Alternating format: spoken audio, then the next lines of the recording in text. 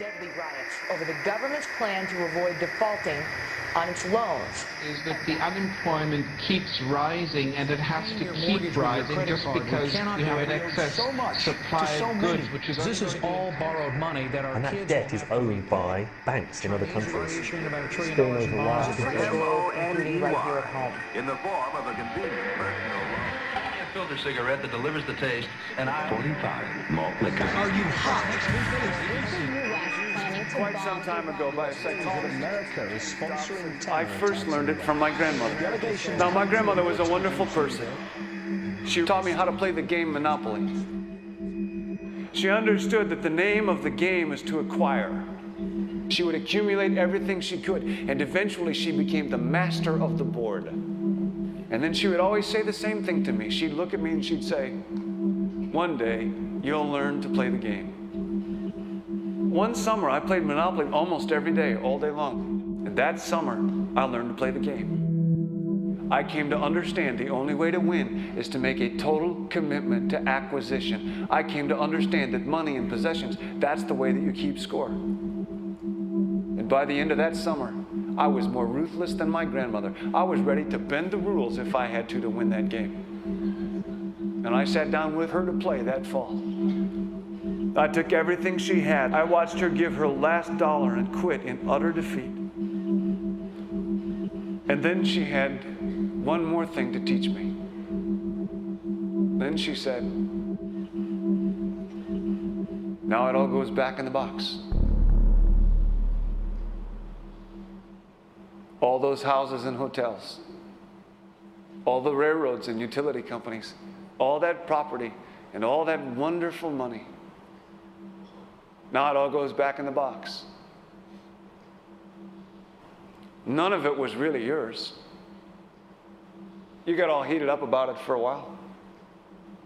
But it was around a long time before you sat down at the board. And it will be here after you're gone. Players come and players go. Houses and cars, titles and clothes, even your body. Because the fact is that everything I clutch and consume and hoard is going to go back in the box, and I'm going to lose it all. You have to ask yourself, when you finally get the ultimate promotion, when you've made the ultimate purchase, when you buy the ultimate home, when you have stored up financial security and climbed the ladder of success to the highest rung you can possibly climb it, and the thrill wears off, and it will wear off, then what? How far do you have to walk down that road before you see where it leads?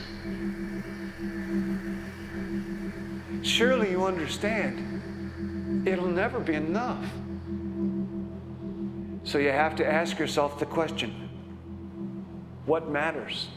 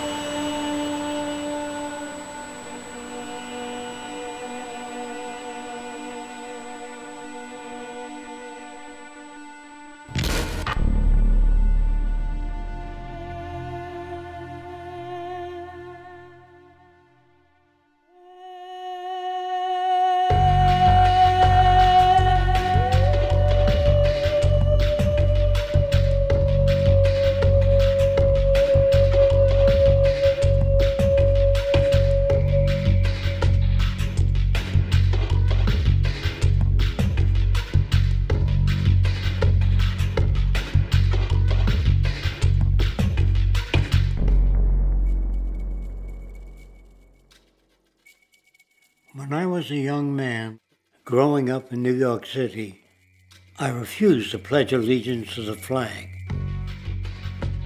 Of course, I was sent to the principal's office, and he asked me, "Why don't you want to pledge allegiance? Everybody does." I said, "Everybody once believed the earth was flat, but that doesn't make it so." I explained that America owed everything it has to other cultures and other nations, and that I would rather pledge allegiance to the earth and everyone on it. Needless to say, it wasn't long before I left school entirely, and I set up a lab in my bedroom. There I began to learn about science and nature. I realized then that the universe is governed by laws, and that the human being, along with society itself, was not exempt from these laws. Then came the crash of 1929, which began what we now call the Great Depression. I found it difficult to understand why millions were out of work, homeless, starving, while all the factories were sitting there.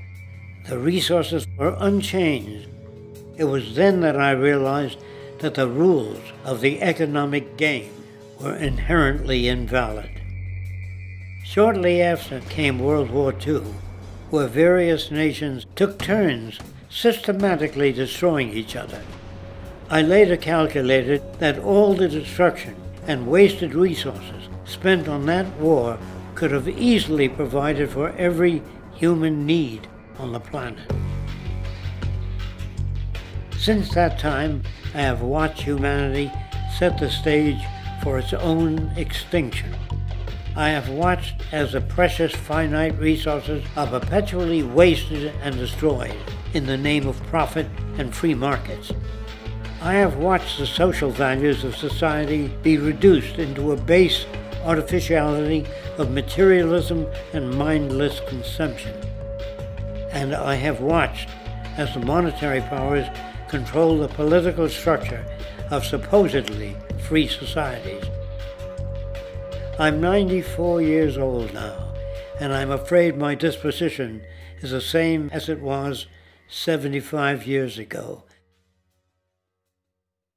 This shit's got to go.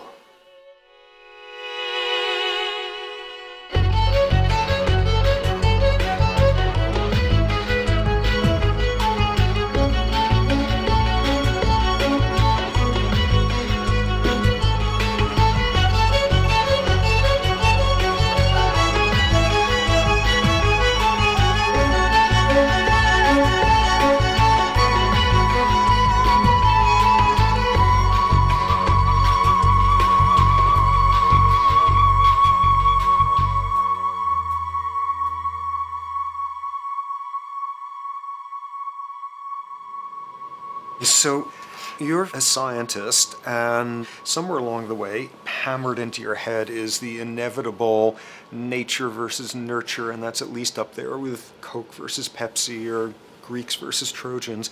So nature versus nurture, this by now utterly oversimplifying view of where influences are, influences on how a cell deals with an energy crisis, up to what makes us who we are on the most individualistic levels of personality. And what you've got is this complete false dichotomy built around nature as deterministic. At the very bottom of all the causality of life is DNA and the code of codes and the Holy Grail, and everything is driven by it. And at the other end, a much more social science perspective, which is we are social organisms, and biology is for slime molds. Humans are free of biology, and obviously both views are nonsense.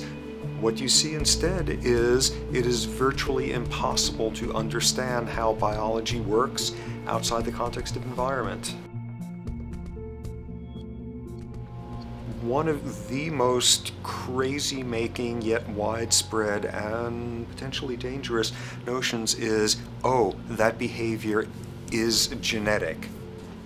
Now, what does that mean? It means all sorts of subtle stuff if you sort of know modern biology, but for most people out there, what it winds up meaning is, a deterministic view of life, one rooted in biology and genetics, genes equal things that can't be changed. Genes equal things that are inevitable and that you might as well not waste resources trying to fix, might as well not put societal energies into trying to improve because it's inevitable, it's unchangeable. And that is sheer nonsense.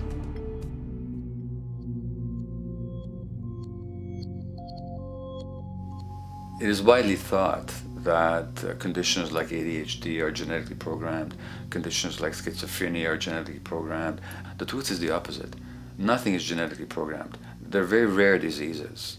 I mean, a small handful, extremely sparsely represented in the population that are truly genetically determined. Most complex conditions might have a predisposition that is a genetic component, but a predisposition is not the same as a predetermination. The whole search for the source of diseases in the genome was doomed to failure before anybody even thought of it, because most diseases are not genetically predetermined. Heart disease, cancer, strokes, rheumatoid conditions, autoimmune conditions in general, mental health conditions, addictions, these are none of them genetically determined. Breast cancer, for example, out of 100 women with breast cancer, only 7 will carry the breast cancer genes. 93 do not. And out of 100 women who do have the genes, not all of them will get cancer.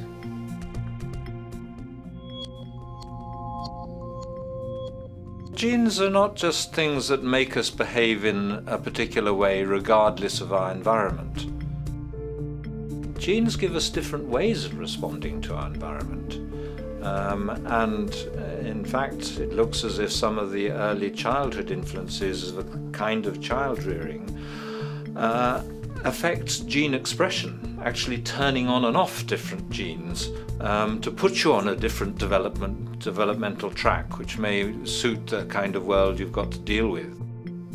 So, for example, a study done in Montreal with suicide victims looked at autopsies of the brains of these people. And it turned out that if a suicide victim, these are usually young adults, had been abused as children, the abuse actually caused a genetic change in the brain that was absent in the brains of people who had not been abused. That's an epigenetic effect. Epi means on top of, so that the epigenetic influence is what happens environmentally to either activate or deactivate certain genes. In New Zealand, there's a study that was done in a town called Dunedin, in which a few thousand individuals were studied from birth up to into their 20s. What they found was that they could identify a genetic mutation, an abnormal gene, which did have some relation to the predisposition to commit violence, but only if the individual had also been subjected to severe child abuse. In other words, a child with this abnormal gene would be no more likely to be violent than anybody else, and in fact they actually had a lower rate of violence than people with normal genes, as long as they weren't abused as children. Great additional example of the ways in which genes are not be-all, end-all. Fancy technique where you can take a specific gene out of a mouse, that mouse and its descendants will not have that gene, you have knocked out that gene. So there's this one gene that codes for a protein that has something to do with learning and memory, and this fabulous demonstration, knock out that gene and you have a mouse that doesn't learn as well. Ooh, a genetic basis for intelligence. What was much less appreciated in that landmark study that got picked up by the media left and right is take those genetically impaired mice and raise them in a much more enriched, stimulating environment than your normal mice in a lab cage, and they completely overcame that deficit. So when one says in a contemporary sense that, oh, this behavior is genetic, to the extent that that's even a valid sort of phrase to use, what you're saying is there is a genetic contribution to how this organism responds to environment. Genes may influence the readiness with which an organism will deal with a certain environmental challenge. you know, that's not the version most people have in their minds, and not to be too soapboxing, but run with the old sort of version of it's genetic and it's not that far from a history of eugenics and things of that sort. It's a widespread misconception, and it's a potentially fairly dangerous one.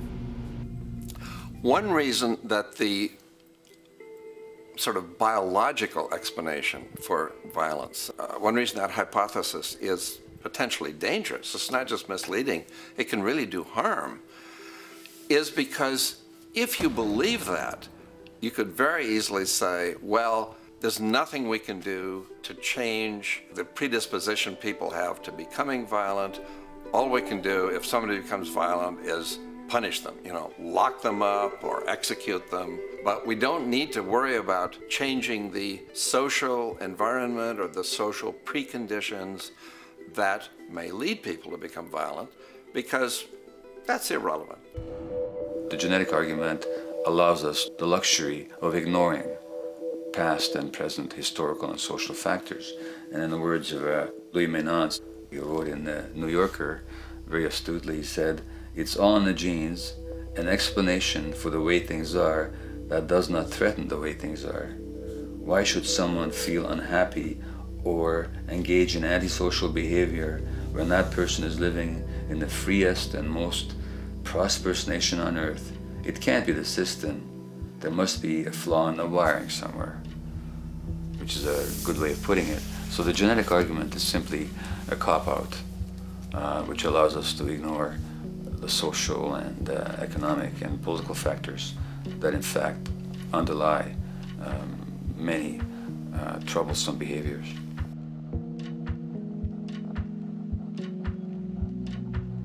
Addictions are usually considered to be a drug-related issue, but looking at it more broadly, I define addiction as any behavior that is associated with craving, with temporary relief, and with long-term negative consequences, along with an impairment of control over it, so that the person wishes to give it up or promises to do so, but can't follow through. And when you understand that, then you can see that there are many more addictions than simply those related to drugs. So there's workaholism, there's addiction to shopping, to the internet, to video games. There's the addiction to power. People have power, but they want more and more and more. Nothing is ever enough for them. Acquisition, corporations that must own more and more. The addiction to oil, or at least to the wealth and to the products made accessible to us by oil. Look at the negative consequences on the environment. We're destroying the very earth that we inhabit for the sake of that addiction. Now, these addictions are far more devastating in their social consequences than the cocaine or heroin habits of my downtown East Side patients. Yet they're rewarded and considered to be respectable. The tobacco company executive that shows a higher profit will get a much bigger reward. He doesn't face any negative consequences legally or otherwise. In fact, he's a respected member of the board of several other corporations. But tobacco smoke-related diseases kill 5.5 million people around the world every year. In the United States, they kill 400,000 people a year. And these people are addicted to what? To profit. To such a degree are they addicted that they're actually in denial about the impact of their activities, which is typical for addicts, is denial. And that's a respectable one. It's respectable to be addicted to profit no matter what the cost. So what is acceptable and what is respectable is a highly arbitrary phenomenon in our society. And it seems like the greater the harm, the more respectable the addiction.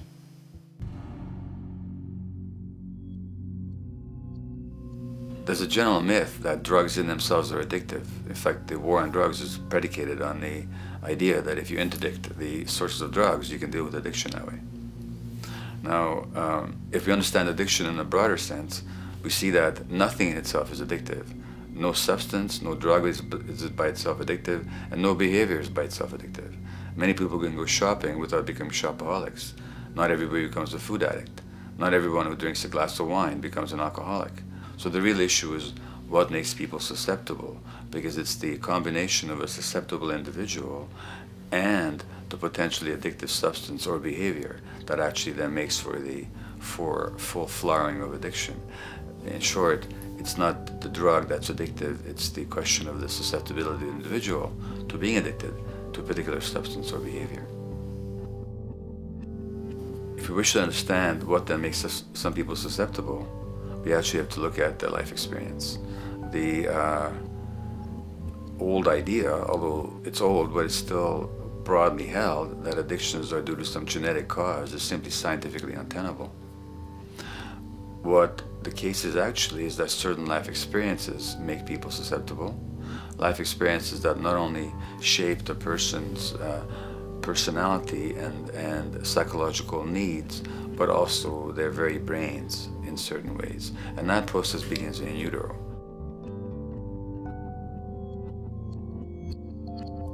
It's been shown, for example, that if you stress mothers during pregnancy, their children are more likely to have traits that predispose them to addictions. And that's because development is shaped by the psychological and social environment. So the biology of human beings is very much affected by and programmed by their life experiences beginning in utero. Environment does not begin at birth.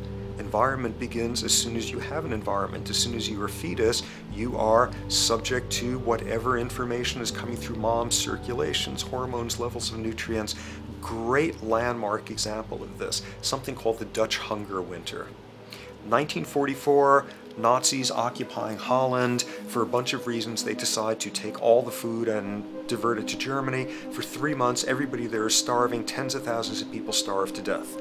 What the Dutch hunger winter effect is, if you were a second or third trimester fetus during the starvation, your body learned something very unique during that time. As it turns out, second, third trimester, something that your body is going about trying to learn about the environment is, well, how menacing of a place is it out there? How plentiful? How much nutrients am I getting by way of mom's circulation? Be a fetus who is starving during that time, and your body programs forever after to be really, really, really stingy with your sugar and fat, and what you do is you store every bit of it.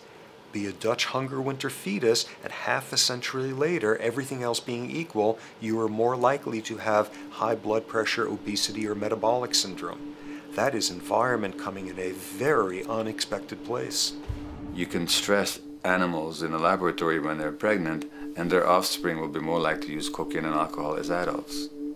You can stress human mothers. For example, in a British study, women who are abused in pregnancy will have higher levels of the stress hormone cortisol in their placenta at birth, and their children are more likely to have conditions that predispose them to addictions by age 7 or 8. So in utero stress already prepares the ground for all kinds of mental health issues. Israeli study done prior on children born to mothers who were pregnant prior to the onset of the 1967 war. These women, of course, are very stressed, and their offspring have a higher incidence of schizophrenia than the average cohort. So there's plenty of evidence now that prenatal effects have a huge impact on the developing human being.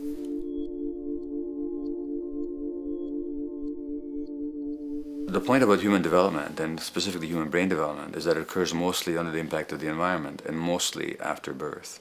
Now, if you compare us to a horse, which can run on the first day of life, we see that we are very undeveloped. We can't muster that much neurological coordination, balance, muscle strength, visual acuity until a year and a half, 2 years.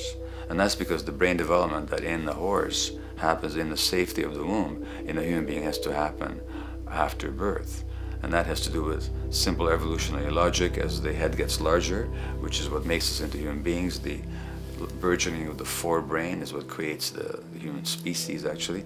At the same time, we walk on 2 legs, so our pelvis narrows to accommodate that. So now we have a narrower pelvis, a larger head. Bingo, we have to be born prematurely. And that means that the brain development that in other animals occurs in utero, in us, occurs after birth. And much of that under the impact of the environment. And the concept of neural Darwinism simply means that the circuits that get the appropriate input from the environment will develop optimally, and the ones that don't will either not develop optimally or perhaps not at all. If you take a child with perfectly good eyes at birth and you put him in a dark room for 5 years, he'll be blind thereafter for the rest of his life, because the circuits of vision require light waves for their development. And without that, even the rudimentary circuits present and active at birth will atrophy and die, and new ones will not develop. There's a significant way in which early experiences shape adult behavior, and even and especially early experiences for which there's no recall memory. It turns out that there are two kinds of memory. There is explicit memory, which is recall. This is when you can call back facts, details, episodes, circumstances. But the structure in the brain, which is called the hippocampus, which encodes recall memory, it doesn't even begin to develop fully until a year and a half, and it's not fully developed till much later, which is why hardly anybody has any recall memory prior to 18 months. But there's another kind of memory, which is called implicit memory, which is in fact an emotional memory, where the emotional impact and the interpretation that the child makes of those emotional experiences is ingrained in the brain in the form of nerve circuits ready to fire without specific recall. So to give you a clear example, people who are adopted have a lifelong sense of rejection very often. They can't recall the adoption, they can't recall the separation from a birth mother, because there's nothing there to recall with. But the emotional memory of separation and rejection is deeply embedded in their brains. Hence, they're much more likely to experience a sense of rejection and a great emotional upset when they perceive themselves as being rejected than other people. That's not unique to people who are adopted, but it's particularly strong in them because of this function of implicit memory. People who are addicted, given that they, according to all the research literature, certainly in my experience, the hardcore addicts virtually were all significantly abused as children or suffered severe emotional loss. Their emotional or implicit memories are those of a world that's not safe and not helpful, caregivers who are not to be trusted, and relationships that are not safe enough to open up to vulnerably. And hence their responses tend to be to keep themselves separate from really intimate relationships, not to trust caregivers, doctors and other people who are trying to help them, and generally see the world as an unsafe place. And that's strictly a function of implicit memory, which sometimes has to do with incidents they don't even recall.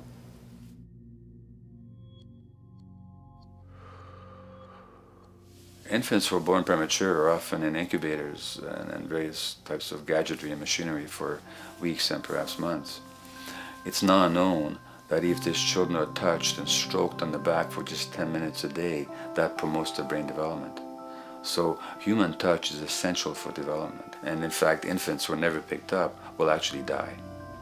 That's how much of a fundamental need being held is to human beings. In our society, there's an unfortunate tendency to tell parents not to pick up their kids, not to hold them, not to pick up babies who are crying for fear of spoiling them, or to encourage them to sleep through the night. You don't pick them up, which is just the opposite of what the child needs. And these children might go back to sleep because they give up and their brains just shut down as a way of defending against the vulnerability of being abandoned really by their parents. But their implicit memories will be that of a world that doesn't give a damn. A lot of these differences are structured very early in life. In a way, if you like, the parental experience of adversity, how tough life is or how easy it is passed on to children, whether through maternal depression or parents being bad-tempered with their kids because they've had a hard day or just being too tired at the end of the day. And these have very powerful effects, programming children's development, which we know a lot about now. But that's early sensitivity isn't just an evolutionary mistake. It exists again in many different species. Even seedlings, there's an early adaptive process to the kind of environment they're growing up in. But for humans, the adaptation is to the quality of social relations. And so early life, how nurturing or how much conflict, how much attention you get, is a taster of the kind of world you may be growing up in. Are you growing up in a world where you have to fight for what you can get, watch your back, fend for yourself, learn not to trust others? Or are you growing up in a society where you depend on reciprocity, mutuality, cooperation, where empathy is important, where your security depends on good relations with other people? And that needs a very different emotional and cognitive development. And that's what the early sensitivity is about. And parenting is almost, quite unconsciously, a system for passing on that experience to children of the kind of world they're in. The great British child psychiatrist D.W. Winnicott said that fundamentally two things can go wrong in childhood. One is when things happen that shouldn't happen, and then things that should happen but don't. And the first category is the traumatic and abusive and abandonment experiences of my downtown East Side patients and of many addicts. That's what shouldn't happen but did. But then there is the non-stressed, attuned, non-distracted attention of the parent that every child needs, that very often children don't get. They're not abused, they're not neglected, and they're not traumatized.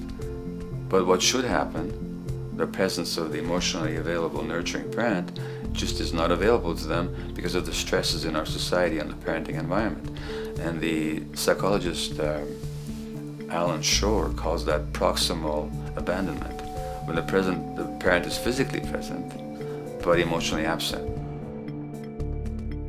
I have spent, roughly the last 40 years of my life working with the most violent people our society produces, murderers, rapists, and so on, in an attempt to understand what causes this violence. I discovered that the most violent of the criminals in our prisons had themselves been victims of a degree of child abuse that was beyond the scale of what I ever thought of applying the term child abuse to. I had no idea of the depth of the depravity with which children in our society are all too often treated.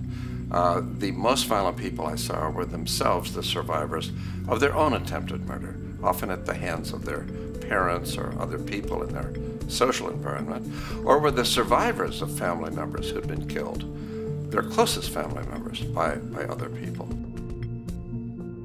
The Buddha argued that everything depends on everything else. He says the one contains the many and the many contains the one. That you can't understand anything in isolation from its environment. The leaf contains the sun, the sky, and the earth, obviously. This has not been shown to be true, of course, all around, and specifically when it comes to human development. The modern scientific term for it is the biopsychosocial nature of human development, which says that the biology of human beings depends very much on their interaction with the social and psychological environment. And specifically, the psychiatrist and researcher Daniel Siegel at the University of California, Los Angeles, UCLA, has coined the phrase interpersonal neurobiology, which means to say that the way that our nervous system functions depends very much on our personal relationships. In the first place with the parenting caregivers, and in the second place with other important attachment figures in our lives, and in the third place with our entire culture. So that you can't separate the neurological functioning of a human being from the environment in which he or she grew up in and continues to exist in. And this is true throughout the life cycle. It's particularly true when you're dependent and helpless and your brain is developing, but it's true even in adults and even at the end of life. Human beings have lived in almost every kind of society, from the most egalitarian, hunting and gathering societies seem to have been very egalitarian, for instance, based on food sharing, gift exchange. Small bands of people living predominantly off of foraging, but a little bit of hunting. Predominantly among people you have at the least known your entire life, if not surrounded by third cousins or closer, in a world in which there is a great deal of fluidity between different groups, in a world in which there is not a whole lot in terms of material culture. This is how humans have spent most of their hominid history. And no surprise, that makes for a very different world. One of the things you get as a result of that is far less violence. Organized group violence is not something that occurred at that time of human history, and that seems quite clear. So where did we go wrong? Violence is not universal. It's not symmetrically distributed throughout the human race. There is a huge variation in the amount of violence in different societies. There are some societies that have virtually no violence. There are others that destroy themselves. Some of the Anabaptist religious groups that are complete strict pacifists, like the Amish, the Mennonites, the Hutterites. Among some of these groups, the Hutterites, there are no recorded cases of homicide. During our major wars, like World War II, where people were being drafted, they would refuse to serve in the military. They would go to prison rather than serve in the military.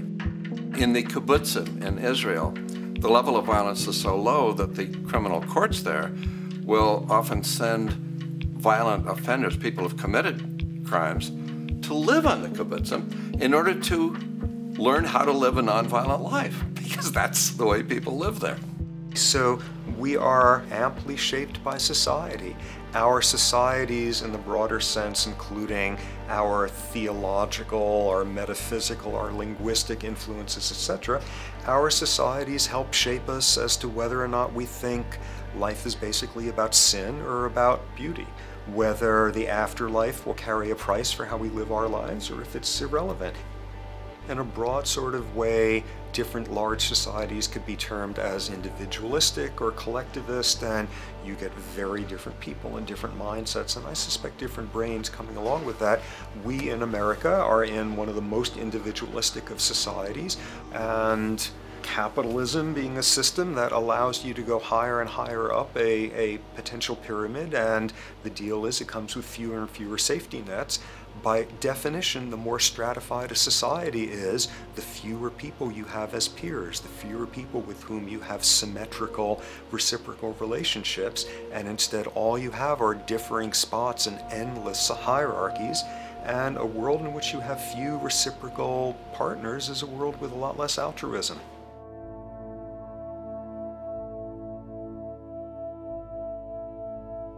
Alright, so this brings us to a total impossible juncture, which is to try to make sense in perspective of science as to what the nature is of human nature.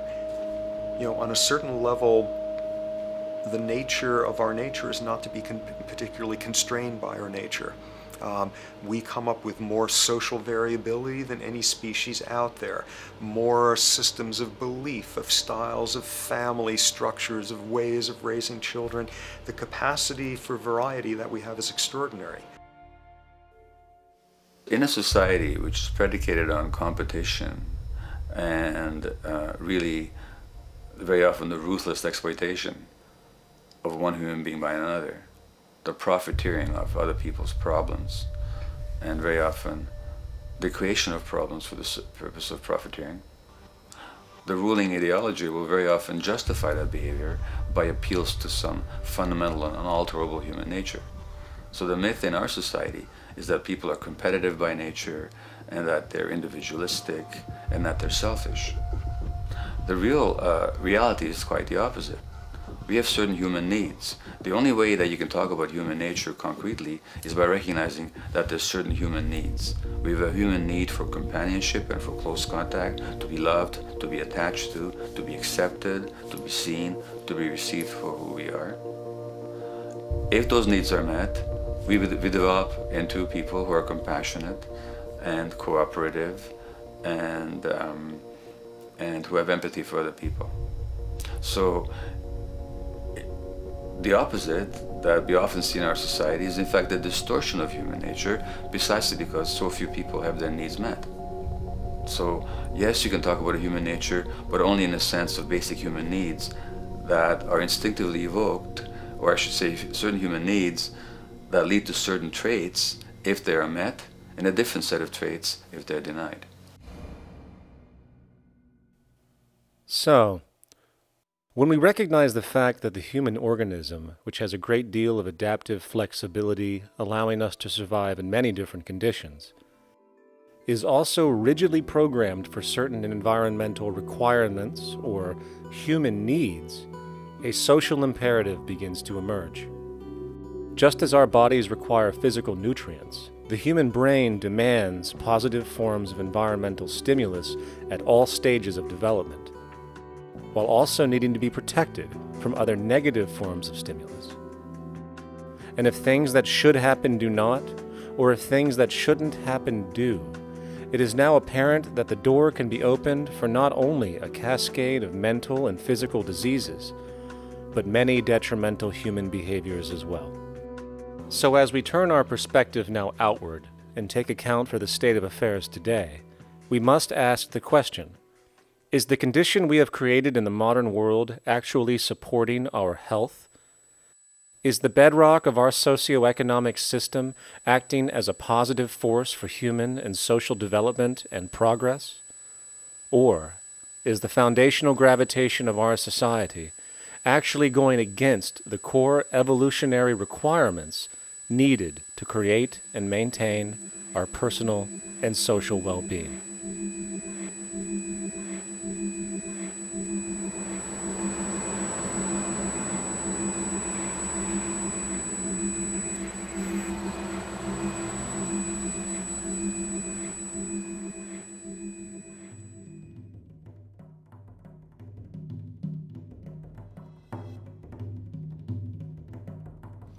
So one might ask, where did this all begin, what we have today, really a world in a state of cumulative collapse?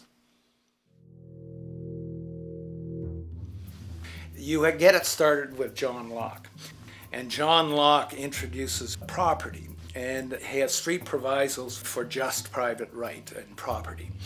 And the 3 provisos are that there must be enough left over for others, and that you must not let it spoil, and that you, most of all, must mix your labor with it. It seems justified. You mix your labor with the world, then you're entitled to the product, and as long as there's enough left over for others, and as long as it doesn't spoil, you don't allow anything to go to waste, that's okay. Well, he spends a long time of his famous treatise of government, and it's since been the canonical text for economic and political and legal understanding. Is still a classic text of study. Well, what he did is, after he gives the provisos, and you're almost thinking at the time whether you're for private property or not, he's given a very good and plausible and powerful defense of private property here. Well, he drops them. He drops them like that, right in one sentence. He says, well, once the introduction of money came in by men's tacit consent, then it became, and he doesn't say all the provisos are canceled, erased, but that's what happens. So now we have not product and your property earned by your own labor. Oh no, money buys labor now. There's no longer a consideration of whether there's enough left over for others. There's no longer a consideration of whether it spoils, because he says, well, money's like silver and gold can't spoil, therefore monies can't be responsible for waste, which is ridiculous. We're not talking about money and silver, we're talking about what its effects are. It's one non sequitur after another. Just the most startling logical legerdemain that he gets away with here. But it fits the interests of capital owners. Then Adam Smith comes along, and what he adds is the religion to this. Locke started with God made it all this way. This is God's right. And now we get also with Smith coming along, he says it's not only God's, I mean, he's not saying this, but this is what's happening philosophically, in principle. He's saying it's not only a question of private property, that's all now presupposed, as given. And that there's money investors that buy labor, given. That there's no limit to how much they can buy of other men's labor, how much they can accumulate, how much inequality, that's all given now.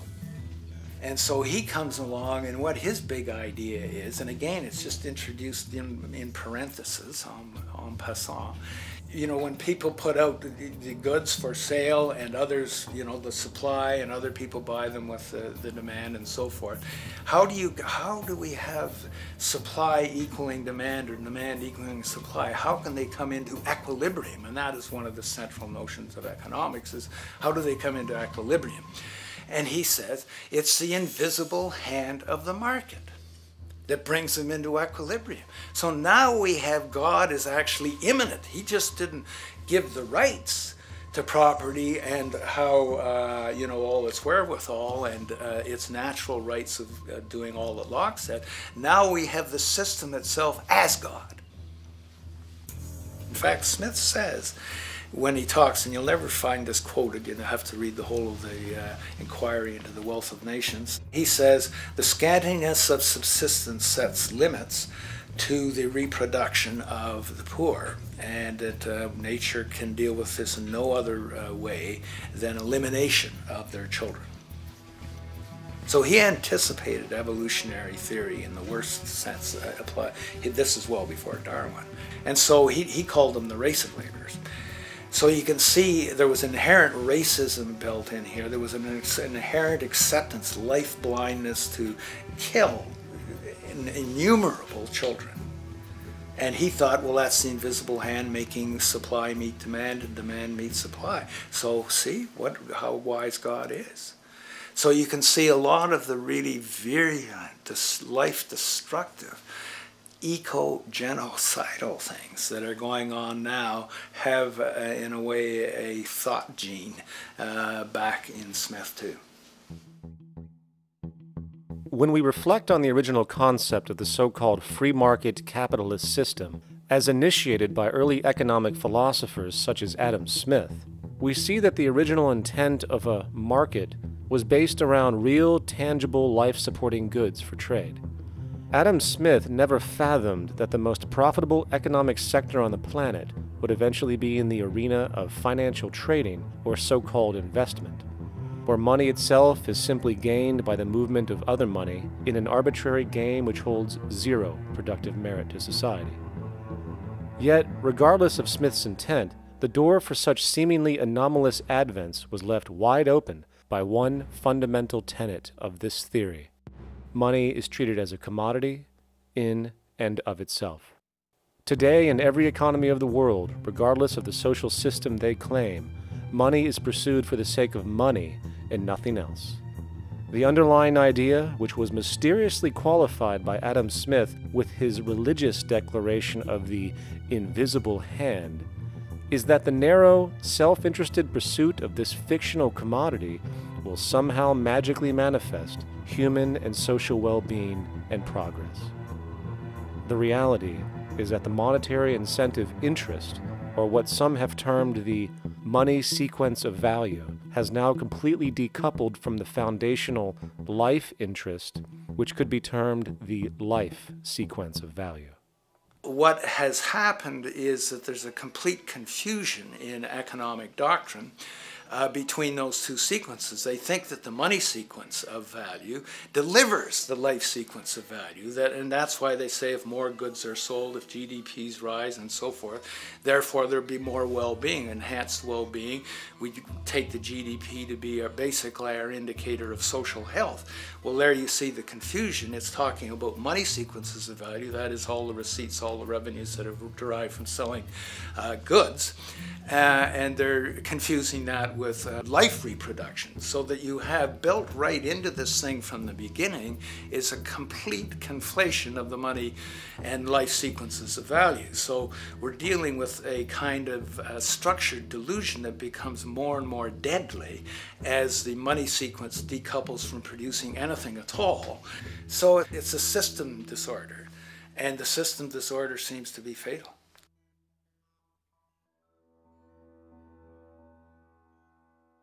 In society today, you seldom hear anyone speak of the progress of their country or society in terms of their physical well-being, state of happiness, trust, or social stability. Rather, the measures are presented to us through economic abstractions. We have the gross domestic product, the consumer price index, the value of the stock market, rates of inflation, and so on. But does this tell us anything of real value as to the quality of people's lives? No, all these measures have to do with the money sequence itself and nothing more. For example, the gross domestic product of a country is a measure of the value of goods and services sold. This measure is claimed to correlate to the standard of living of a country's people. In the United States, healthcare accounted for over 17% of GDP in 2009, amounting to over $2.5 trillion spent. hence creating a positive effect on this economic measure. And based on this logic, it would be even better for the U.S. economy if healthcare services increased more so, perhaps to $3 trillion or $5 trillion, since that would create more growth, more jobs, and hence boasted by economists as a rise in their country's standard of living. But wait a minute, what do healthcare services actually represent? Well, sick and dying people. That's right, the more unhealthy people there are in America, the better the economy. Now, that is not an exaggeration or a cynical perspective. In fact, if we step back far enough, you will realize that the GDP not only doesn't reflect real public or social health on any tangible level, it is, in fact, mostly a measure of industrial inefficiency and social degradation. And the more you see it rise, the worse things are becoming with respect to personal, social, and environmental integrity. You have to create problems to create profit. There is no profit under the current paradigm in saving lives, putting balance on this planet, having justice and peace or anything else. There's just no profit there. There's an old saying, pass a law, create a business, whether you're creating a business for a lawyer or whatever. So, crime does create business, just like destruction creates business in Haiti. We have now roughly 2 million people incarcerated in this country, and of those, many of them are in prisons run by private corporations, Corrections Corporation of America, Wackenhut, who trade their stock on Wall Street based upon how many people are in jail. Now that's sickness, but that is a reflection of what this economic paradigm calls for. So what exactly does this economic paradigm call for? What is it that keeps our economic system going?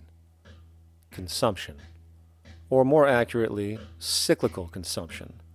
When we break down the foundation of classic market economics, we are left with a pattern of monetary exchange that simply cannot be allowed to stop or even substantially slowed, if the society as we know it is to remain operational. There are three main actors on the economic stage: the employee, the employer, and the consumer. The employee sells labor to the employer for income. The employer sells its production services and hence goods to the consumer for income.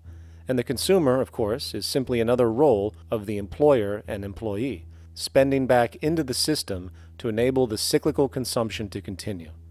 In other words, the global market system is based on the assumption that there will always be enough product demand in society to move enough money around at a rate which can keep the consumption process going. And the faster the rate of consumption, the more so-called economic growth is assumed, and so the machine goes. But hold on, I thought an economy was meant to, economize? Doesn't the very term have to do with preservation and efficiency and a reduction of waste? So how does our system, which demands consumption and the more the better, efficiently preserve or economize at all? Well, it doesn't. The intent of the market system is, in fact, the exact opposite of what a real economy is supposed to do, which is efficiently and conservatively orient the materials for production and distribution of life-supporting goods. We live on a finite planet with finite resources, where, for example, the oil we utilize took millions of years to develop, where the minerals we use took billions of years to develop. So, having a system that deliberately promotes the acceleration of consumption for the sake of so-called economic growth is pure ecocidal insanity. Absence of waste, that's what efficiency is. Absence of waste. This system is more wasteful than all the other existing systems in the history of the planet. Every level of life organization and life system is in a state of crisis and challenge and decay or collapse. No peer-reviewed journal in the last 30 years will tell you anything different. That is that every life system is in decline, as well as social programs, as well as our water access. Try to name any means of life that isn't threatened and in danger. You can't. There really isn't one, and that's very, very despairing. But we haven't even figured out the causal mechanism. We don't want to face the causal mechanism. We just want to go on, that's what insanity is, where you keep doing the same thing over and over again, though it clearly doesn't work. So you're really dealing with not an economic system, but I would go so far as to say an anti-economic system. There's an old saying that the competitive market model seeks to create the best possible goods at the lowest possible prices. This statement is essentially the incentive concept which justifies market competition based on the assumption that the result is the production of higher quality goods. If I was going to build myself a table from scratch, I would naturally build it out of the best, most durable materials possible, right? With the intent for it to last as long as possible. Why would I want to make something poor, knowing I would have to eventually do it again and expend more materials and more energy? Well, as rational as that may seem in the physical world, when it comes to the market world, it is not only explicitly irrational, it is not even an option. It is technically impossible to produce the best of anything if a company is to maintain a competitive edge and hence remain affordable to the consumer. Literally everything created and set for sale in the global economy is immediately inferior the moment it is produced, for it is a mathematical impossibility to make the most scientifically advanced, efficient, and strategically sustainable products. This is due to the fact that the market system requires that cost efficiency, or the need to reduce expenses, exist at every stage of production, from the cost of labor to the cost of materials and packaging, and so on. This competitive strategy, of course, is to make sure the public buys their goods rather than from a competing producer, which is doing the exact same thing to also make their goods both competitive and affordable. This immutably wasteful consequence of the system could be termed intrinsic obsolescence. However, this is only one part of a larger problem. A fundamental governing principle of market economics, one that you will not find in any textbook, by the way, is the following. Nothing produced can be allowed to maintain a lifespan longer than what can be endured in order to continue cyclical consumption. In other words, it is critical that stuff break down, fail, and expire within a certain amount of time. This is termed planned obsolescence. Planned obsolescence is the backbone of the underlying market strategy of every goods-producing corporation in existence. While very few, of course, would admit to such a strategy outright, what they do is mask it within the intrinsic obsolescence phenomenon just discussed, while often ignoring or even suppressing new advents in technology which might create a more sustainable, durable good. So, if it wasn't wasteful enough that the system inherently cannot allow the most durable and efficient goods to be produced, planned obsolescence deliberately recognizes that the longer any good is in operation, the worse it is for sustaining cyclical consumption and hence the market system itself. In other words, product sustainability is actually inverse to economic growth, and hence there is a direct, reinforced incentive to make sure lifespans are short of any given good produced. And in fact, the system cannot operate any other way. One glance at the sea of landfills now spreading across the world show the obsolescence reality. There are now billions of cheaply made cell phones, computers, and other technology, each full of precious, difficult-to-mine materials such as gold, coltan, copper, now rotting in vast piles, usually due to the mere malfunction or obsolescence of small parts, which, in a conservative society, could likely be fixed or updated, and the life of the good extended. Unfortunately, as efficient as that may seem in our physical reality, living on a finite planet with finite resources, it is explicitly inefficient with respect to the market. To put it into a phrase, efficiency, sustainability, and preservation are the enemies of our economic system. Likewise, just as physical goods need to be constantly produced and reproduced, regardless of their environmental impact, the service industry operates with an equal rationale. The fact is, there is no monetary benefit to resolving any problems which are currently being serviced. At the end of the day, the last thing the medical establishment really wants is the curing of diseases such as cancer, which would eliminate countless jobs and trillions in revenue. And since we're on the subject, crime and terrorism in this system are good. Well, at least economically, for it is employing police, generating high-value commodities for security, not to mention the value of prisons that are privately owned for profit. And how about war? The war industry in America is a huge driver of GDP, one of the most profitable industries, producing weapons of death and destruction. The favorite game of this industry is to blow things up and then go and rebuild them for profit. We saw this with the windfall billion-dollar contracts made from the Iraq War. The bottom line is that socially negative attributes of society have become positively rewarded ventures for industry, and any interest in problem resolution or environmental sustainability and conservation is intrinsically counter to economic sustainability. And this is why, every time you see the GDP rise in any country, you are witnessing an increase in necessity, whether real or contrived. And by definition, a necessity is rooted in inefficiency. Hence, increased necessity means increased inefficiency. The American dream is based on rampant consumerism. It is based upon the fact that mainstream media, and especially commercial advertising, all corporations who need this infinite growth have convinced us or brainwashed most people in America, and hence the world, that we have to have X number of material possessions and the possibility of gaining infinitely more material possessions in order to be happy. That's just not true.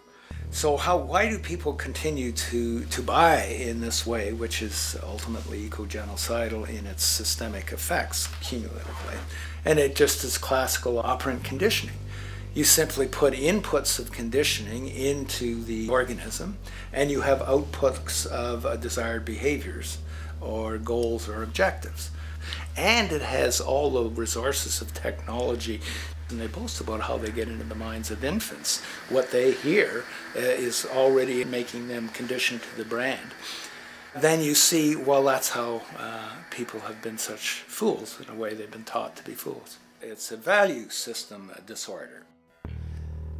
You know, if there is any testament to the plasticity of the human mind, if there is any proof to how malleable human thought is and how easily conditioned and guided people can become based on the nature of their environmental stimulus and what it reinforces, the world of commercial advertising is the proof. You have to stand in awe at the level of brainwashing where these programmed robots known as consumers wander the landscape only to walk into a store and spend, say, $4,000 on a handbag that likely costs $10 to make in a sweatshop overseas, only for the brand status it supposedly represents in the culture.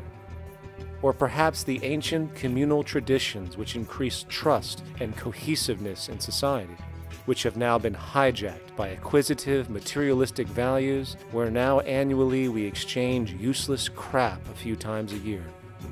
And we might wonder why so many today have a compulsion to shopping and acquisition, when it is clear that they have been conditioned from childhood to expect material goods as a sign of their status with friends and family.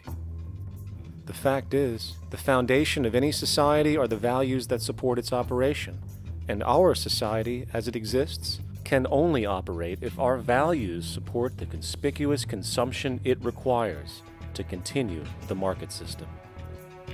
75 years ago, consumption in America and much of the First World was half of what we see today per person.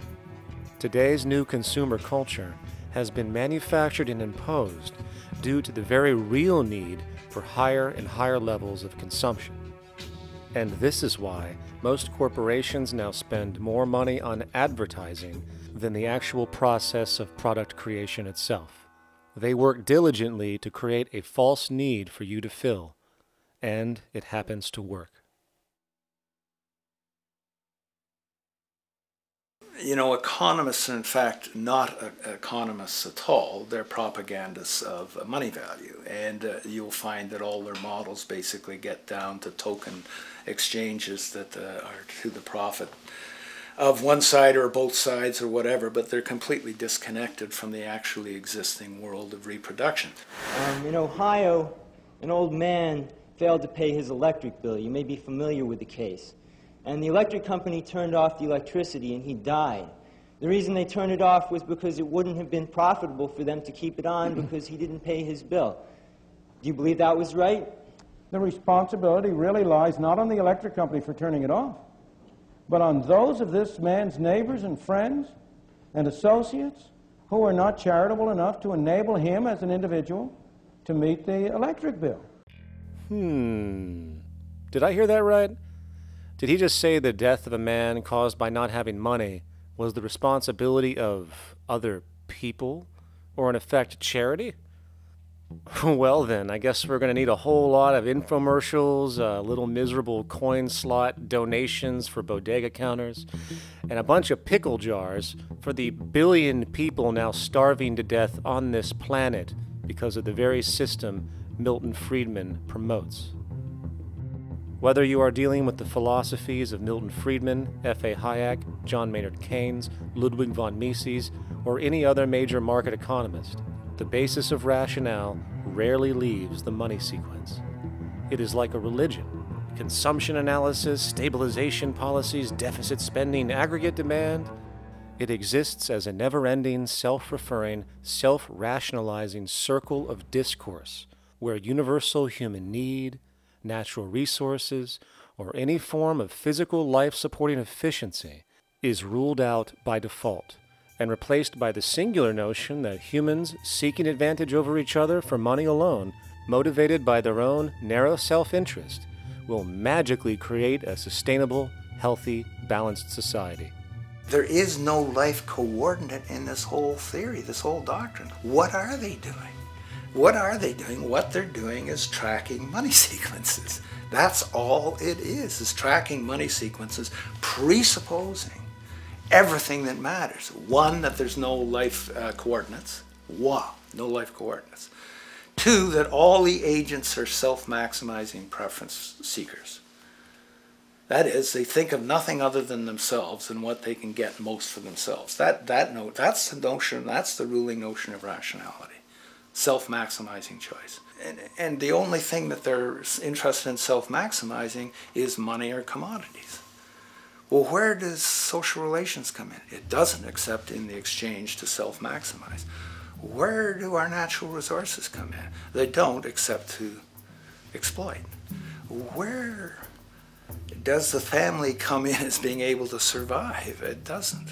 They have to have money in order to purchase any good. Well, shouldn't an economy deal somewhere with human need? Isn't that what the fundamental issue is, to satisfy human needs? Oh, need isn't even in your lexicon. You dissolve it into wants. And what is a want? That means money demand that wants to buy. Well, if it's money demand that wants to buy, it's got nothing to do with need, because it may be the person has no money demand and desperately needs, say, water supply. Or it may be money demand wants a gold toilet seat. Well, where does it all go? To the gold toilet seat. And you call this economics? Like, it's really, when one thinks of it, it's got to be the most bizarre delusion in the history of human thought. Now, so far we have focused on the market system, but this system is actually only one half of the global economic paradigm. The other half is the monetary system. While the market system deals with the interaction of people gaming for profit across the spectrum of labor, production, and distribution, the monetary system is an underlying set of policies set by financial institutions which create conditions for the market system, among other things. It includes terms we often hear, such as interest rates, loans, debt, the money supply, inflation, etc.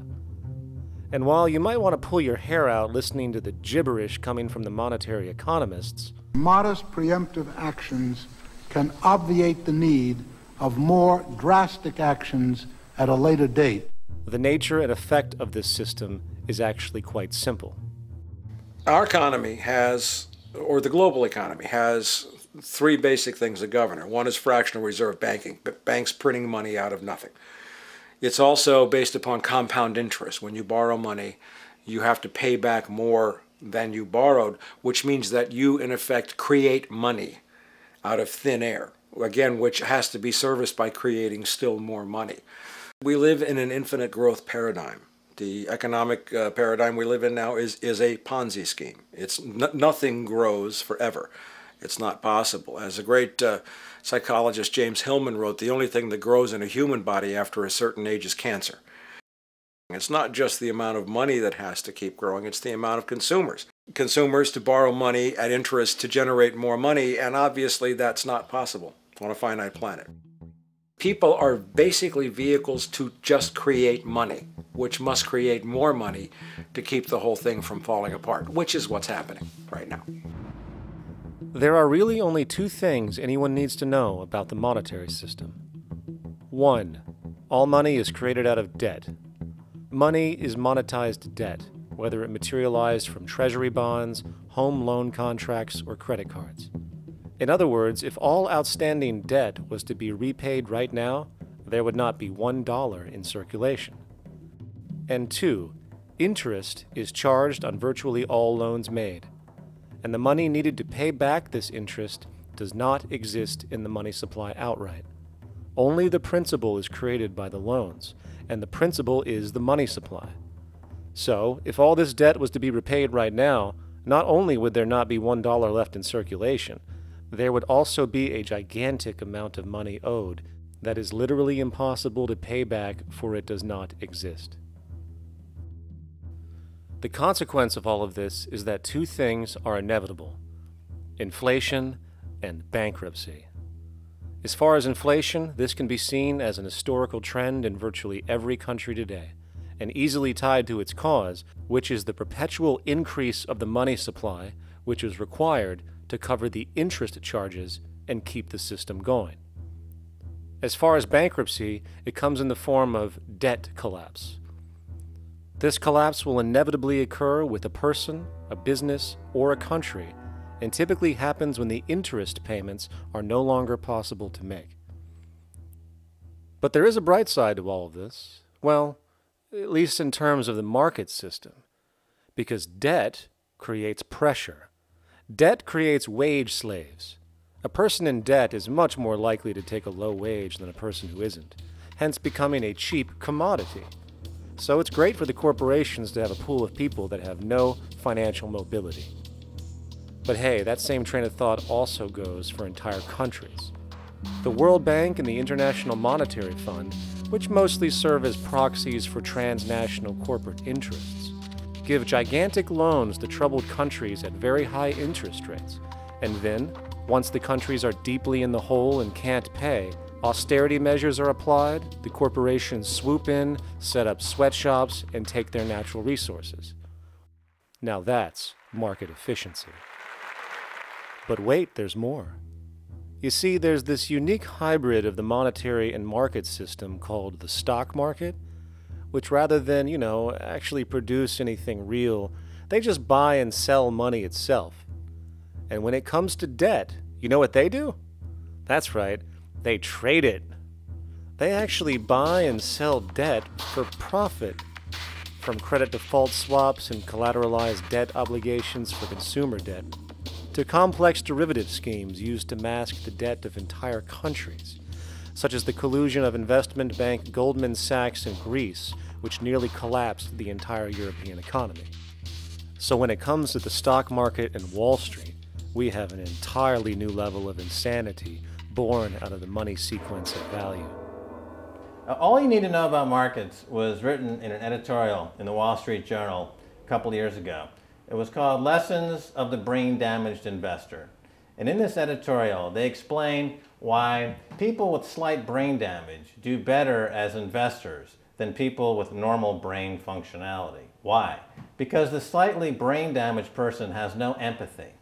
And that's the key. If you don't have any empathy, you do well as an investor. And so Wall Street breeds people who have no empathy to go in there and to make decisions and make trades that they have no compunction about and no thought whatsoever as to what they're doing might affect their fellow human being. So they breed these robots, these people who have no souls. And since they don't even want to pay these people anymore, they're now breeding robots, real algorithmic traders.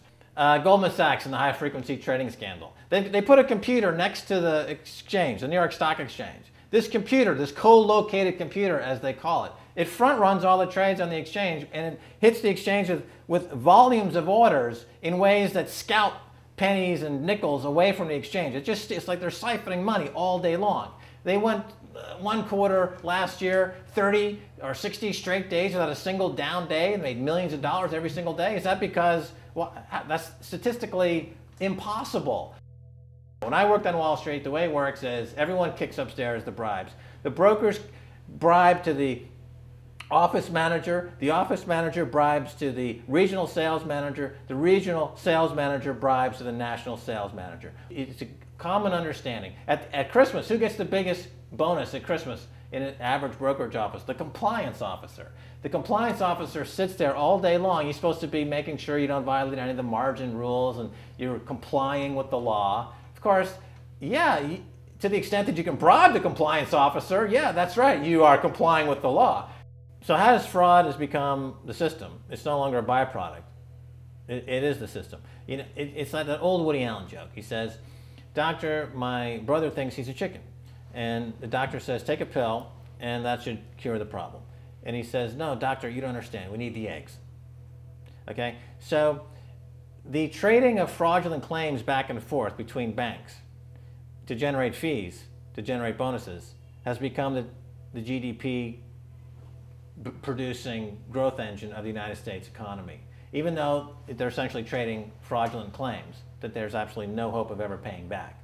They're processing and generating and re-securitizing nothing. If I write $20 billion on a cocktail napkin and I sell it to JP Morgan, while JP Morgan writes $20 billion on a cocktail napkin, and we swap those two cocktail napkins at a bar, and we each pay ourselves 1/4% in a fee, we make a lot of money for our Christmas bonus. We each have on our books a $20 billion cocktail napkin, which has no real value until such time as the system is no longer able to absorb bogus cocktail napkins, in which case we go to the government to get bailed out.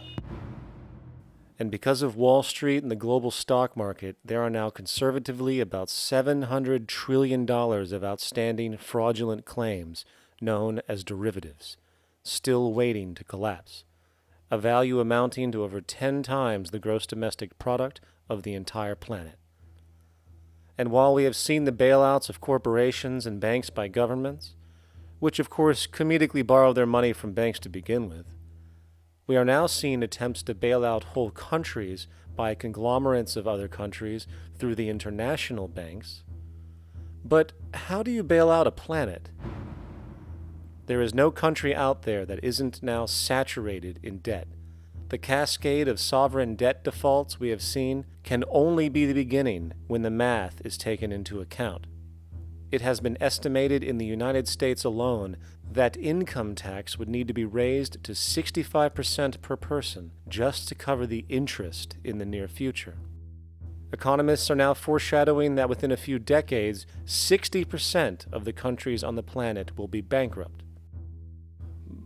But hold on, let me get this straight. The world is going bankrupt, whatever the hell that means, because of this idea called debt, which doesn't even exist in the physical reality. It's only part of a game that we've invented. And yet the well-being of billions of people is now being compromised. Extreme layoffs, tent cities, accelerating poverty, austerity measures imposed, schools shutting down, child hunger, and other levels of familial deprivation, all because of this elaborate fiction. What are we, fucking stupid? Hey, Mars, my man. Help a brother out, huh? Grow up, kid.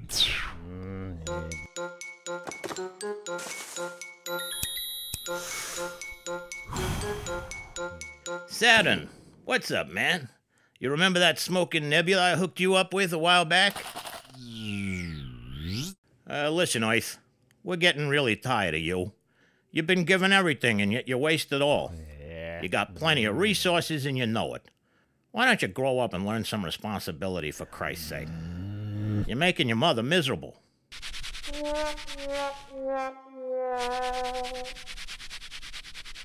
You're on your own, pal. Yeah, whatever.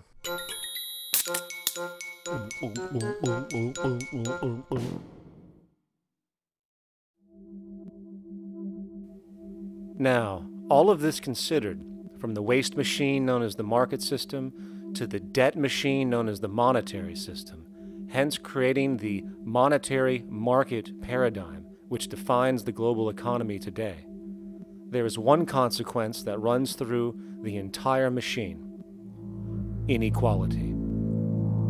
Whether it is the market system which creates a natural gravitation towards monopoly and power consolidation, while also generating pockets of wealthy industries that tower over others regardless of utility, such as the fact that top hedge fund managers on Wall Street now take home over $300 million a year for contributing literally nothing, while a scientist looking for a cure for a disease trying to help humanity might make $60,000 a year if they're lucky.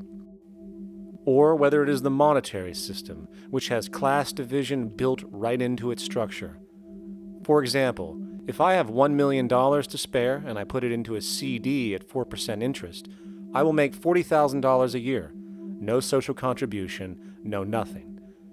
However, if I'm a lower class person and have to take loans to buy my car or home, I am paying in interest, which, in abstraction, is going to pay that millionaire with the 4% CD. This stealing from the poor to pay the rich is a foundational, built-in aspect of the monetary system, and it could be labeled structural classism. Of course, historically, social stratification has always been deemed unfair, but obviously accepted overall as now 1% of the population owns 40% of the planet's wealth. But, material fairness aside, there is something else going on underneath the surface of inequality, causing an incredible deterioration in public health as a whole. Well, I think people are often puzzled by the contrast between the material success of our societies, unprecedented levels of wealth, and the many social failings. I mean, you know, if you look at the rates of drug abuse or violence or self-harm amongst kids or mental illness, there's clearly something going deeply wrong with our societies. What the data that I've been describing does is simply shows that intuition that people have had for hundreds of years, that inequality is divisive and socially corrosive, that intuition is truer than I think we ever imagined. There are very powerful psychological and social effects of inequality, more to do, I suppose, with feelings of superiority and inferiority, that kind of division, and maybe going with the sort of respect, disrespect, people feeling looked down on at the bottom, which, by the way, is why violence is more common in more unequal societies. It's the trigger to violence is so often people feeling looked down on and disrespected. If there is one principle I can emphasize that is the most important principle underlying the prevention of violence, it would be equality. The single most significant factor that affects the rate of violence is the degree of equality versus the degree of inequality in that society. So what one's looking at is a sort of general social dysfunction. It's not just one or two things that go wrong as inequality increases. It seems to be everything, whether we're talking about crime or health or mental illness or whatever. One of the really disturbing findings out in public health there is never ever make the mistake of being poor or being born poor. Your health pays for it in endless sorts of ways, something known as the health socioeconomic gradient. As you move down from the highest strata in society in terms of socioeconomic status, every step down, health gets worse for umpteen different diseases. Life expectancy gets worse, infant mortality rate, everything you could look at. So a huge issue has been, why is it that this gradient exists? Totally simple, obvious answer, which is if you are chronically sick, you're not going to be very productive, so health causes drive socioeconomic differences. Not that in the slightest. On the very simple level that you could look at socioeconomic status of a 10-year-old, and that's going to predict something about their health decades later. So that's the direction of causality.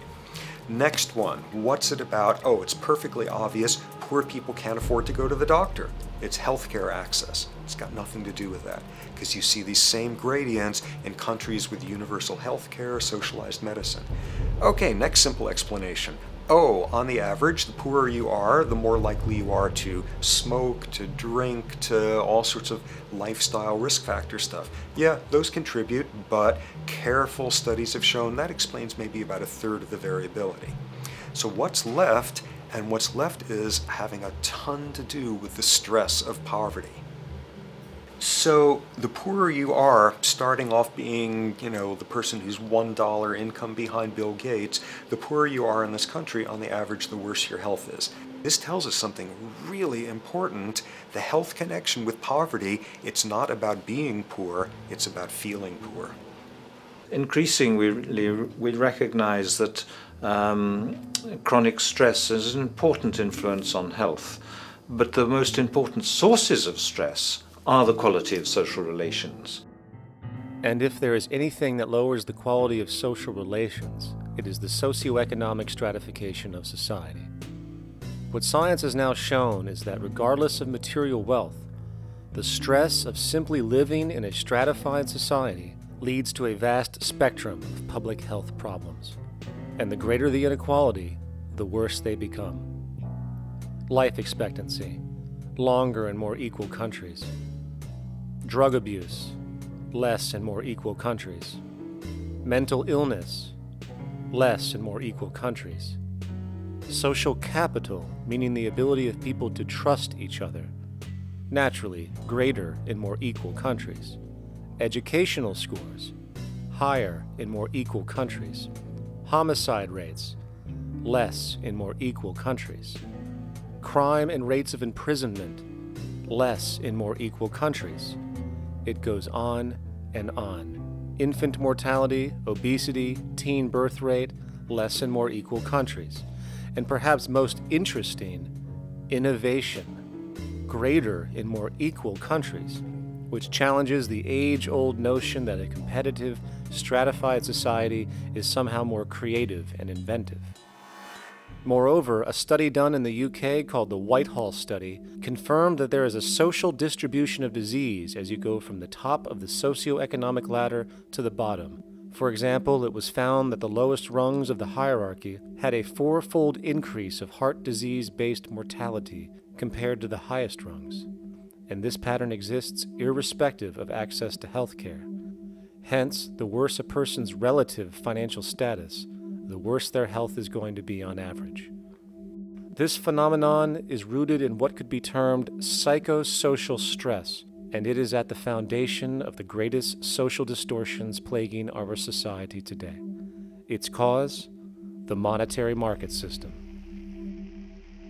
Make no mistake, the greatest destroyer of ecology, the greatest source of waste and depletion and pollution, the greatest purveyor of violence, war, crime, poverty, animal abuse, and inhumanity, the greatest generator of social and personal neuroses, mental disorders, depression, anxiety, not to mention the greatest source of social paralysis, stopping us from moving into new methodologies for personal health, global sustainability, and progress on this planet, is not some corrupt government or legislation, not some rogue corporation or banking cartel, not some flaw of human nature, and not some secret hidden cabal that controls the world. It is, in fact, the socio-economic system itself at its very foundation.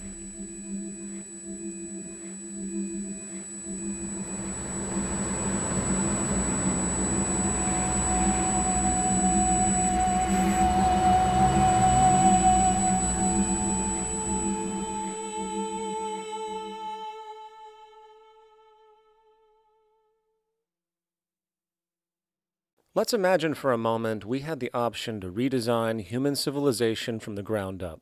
What if, hypothetically speaking, We discovered an exact replica of the planet Earth, and the only difference between this new planet and our current one is that human evolution had not occurred. It was an open palette. No countries, no cities, no pollution, no Republicans, just a pristine, open environment. So, what would we do? Well, first we need a goal, right? And it's safe to say that goal would be to survive. And not to just survive, but to do so in an optimized, healthy, prosperous way.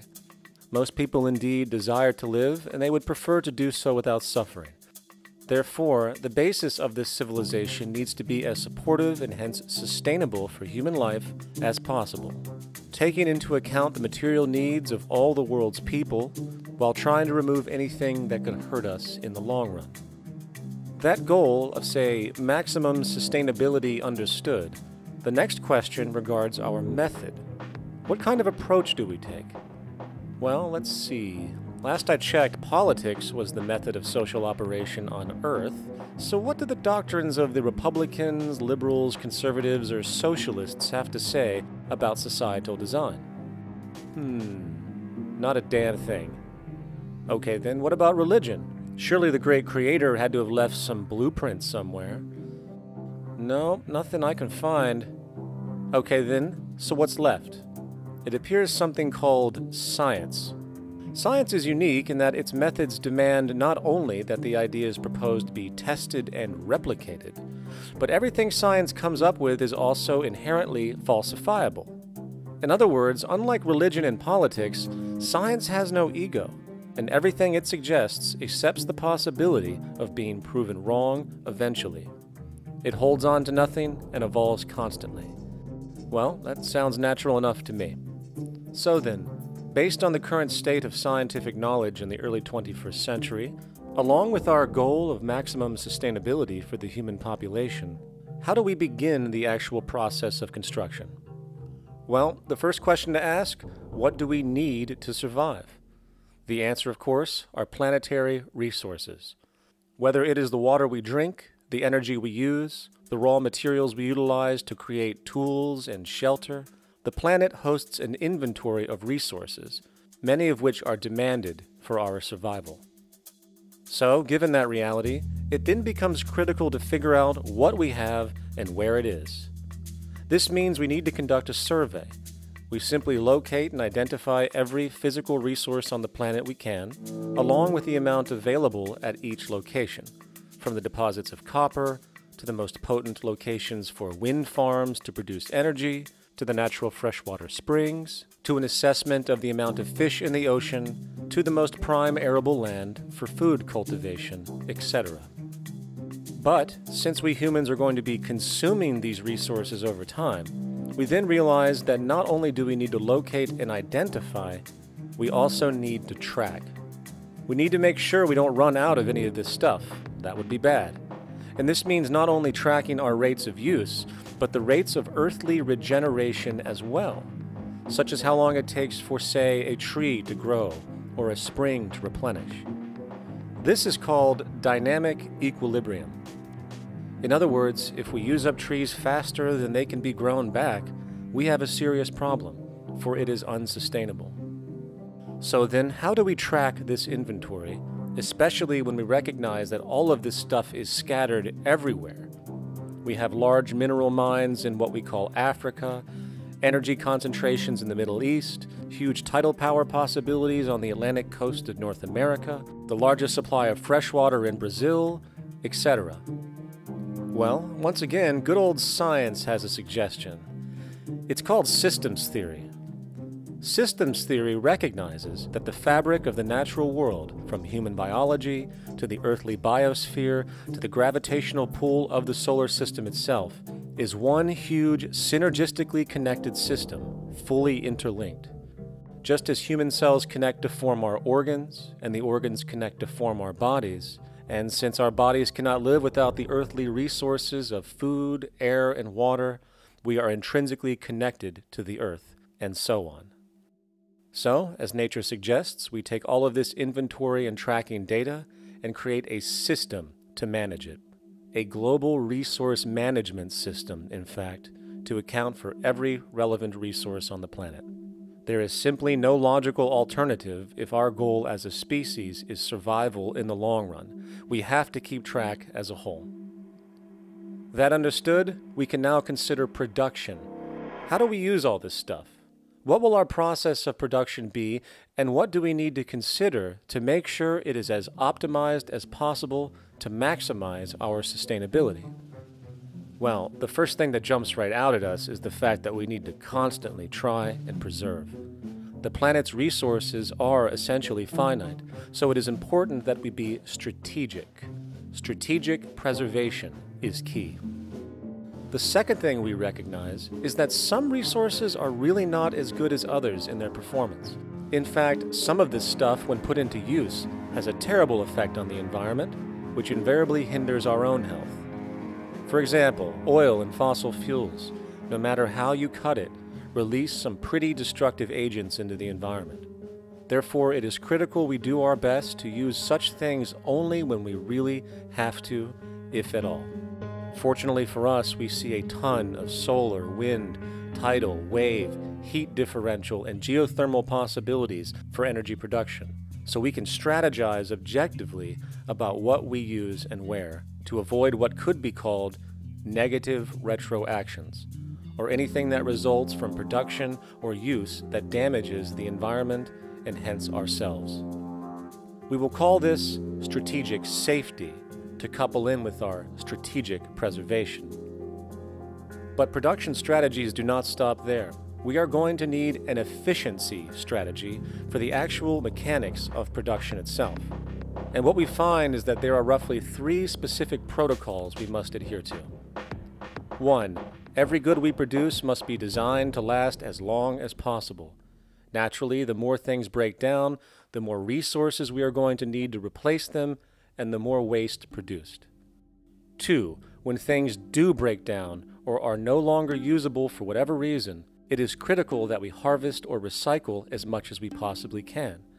So the production design must take this into account directly at the very earliest stages. 3. Quickly evolving technologies, such as electronics, which are subject to the fastest rates of technological obsolescence, would need to be designed to foreshadow and accommodate physical updates. The last thing we want to do is throw away an entire computer system just because it has only one broken part or is outdated. So we simply design the components to be easily updated, part by part, standardized and universally interchangeable, foreshadowed by the current trend of technological change.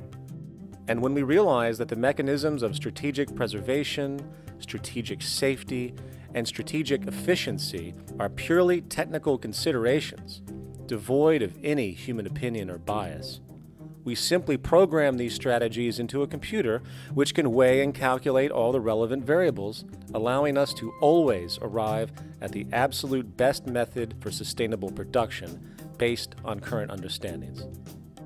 And while that might sound complex, all it is a glorified calculator. Not to mention such multivariate decision-making and monitoring systems are already used across the world today for isolated purposes. It is simply a process of scaling it out. So, now we not only have our resource management system, but also a production management system, both of which are easily computer automated to maximize efficiency, preservation, and safety. The informational reality is that the human mind, or even a group of humans, cannot track what needs to be tracked. It must be done by computers, and it can be. And this brings us to the next level, distribution. What sustainability strategies make sense here? Well, since we know that the shortest distance between 2 points is a straight line, and since energy is required to power transport machines, the less transport distance, the more efficient. Producing goods in one continent and shipping them over to another only makes sense if the goods in question simply cannot be produced in the target area. Otherwise, it is nothing but wasteful. We must localize production so distribution is simple, fast, and requires the least amount of energy. We'll call this the proximity strategy, which simply means we reduce the travel of goods as much as possible, whether raw materials or finished consumer products. Of course, it might also be important to know what goods we are transporting and why, and this falls under the category of demand.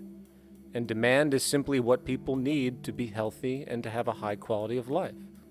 The spectrum of material human needs range from core life-supporting necessities, such as food, clean water, shelter, to social and recreational goods, which allow for relaxation and personal social enjoyment, both important factors in human and social health overall. So, very simply, we take another survey. People describe their needs, demand is assessed, and production begins based on that demand. And since the level of demand of different goods will naturally fluctuate and change around different regions, we need to create a demand distribution tracking system, so to avoid overruns and shortages. Of course, this idea is old news. It is used in every major store chain today to make sure they keep up with their inventory. Only this time we are tracking on a global scale. But, wait a minute, we really can't fully understand demand if we don't account for the actual usage of the good itself. Is it logical and sustainable for every single human to, say, have one of everything made, regardless of their usage? No, that would be simply wasteful and inefficient. If a person has a need for a good, but that need is only for, say, 45 minutes a day on average, it would be much more efficient if that good was made available to them and to others when needed. Many forget that it isn't the good that they want, it is the purpose of that good. When we realize that the good itself is only as important as its utility, we see that external restriction, or what we might call today ownership, is extremely wasteful and environmentally illogical in a fundamental economic sense. So, we need to devise a strategy called strategic access. This will be the foundation of our demand distribution tracking system, which makes sure we can meet the demand of the population's needs for access of whatever they need when they need it. And as far as physically obtaining the goods, centralized and regional access centers all make sense for the most part, placed in close proximity to the population, and a person would simply come in, take the item, use it, and when finished, return it when it is no longer needed. Sort of how a library works today. In fact, these centers could not only exist in the community in the way we see local stores today, but specialized access centers would exist in specific areas where often certain goods are utilized, saving more energy with less repeat transport. And once this demand tracking system is in order, it is tied into our production management system, and of course into our resource management system, hence creating a unified, dynamically updating, global economic management machine that simply makes sure we remain sustainable, starting with securing the integrity of our finite resources, moving to make sure we only create the best, most strategic goods possible, while distributing everything in the most intelligent and efficient way. And the unique result of this preservation-based approach, which is intuitively counter to many, is that this logical, ground-up, empirical process of preservation and efficiency, which can only define true human sustainability on this planet, would likely enable something never before seen in human history. Access abundance, not just for a percentage of the global population, but the entire civilization. This economic model, as was just generalized, this responsible systems approach to total Earth resource management and processes, designed again to do nothing less than take care of humanity as a whole in the most efficient and sustainable way, could be termed a resource-based economy. The idea was defined in the 1970s by structural engineer Jacques Fresco. He understood back then that society was on a collision course with nature and itself, unsustainable on every level.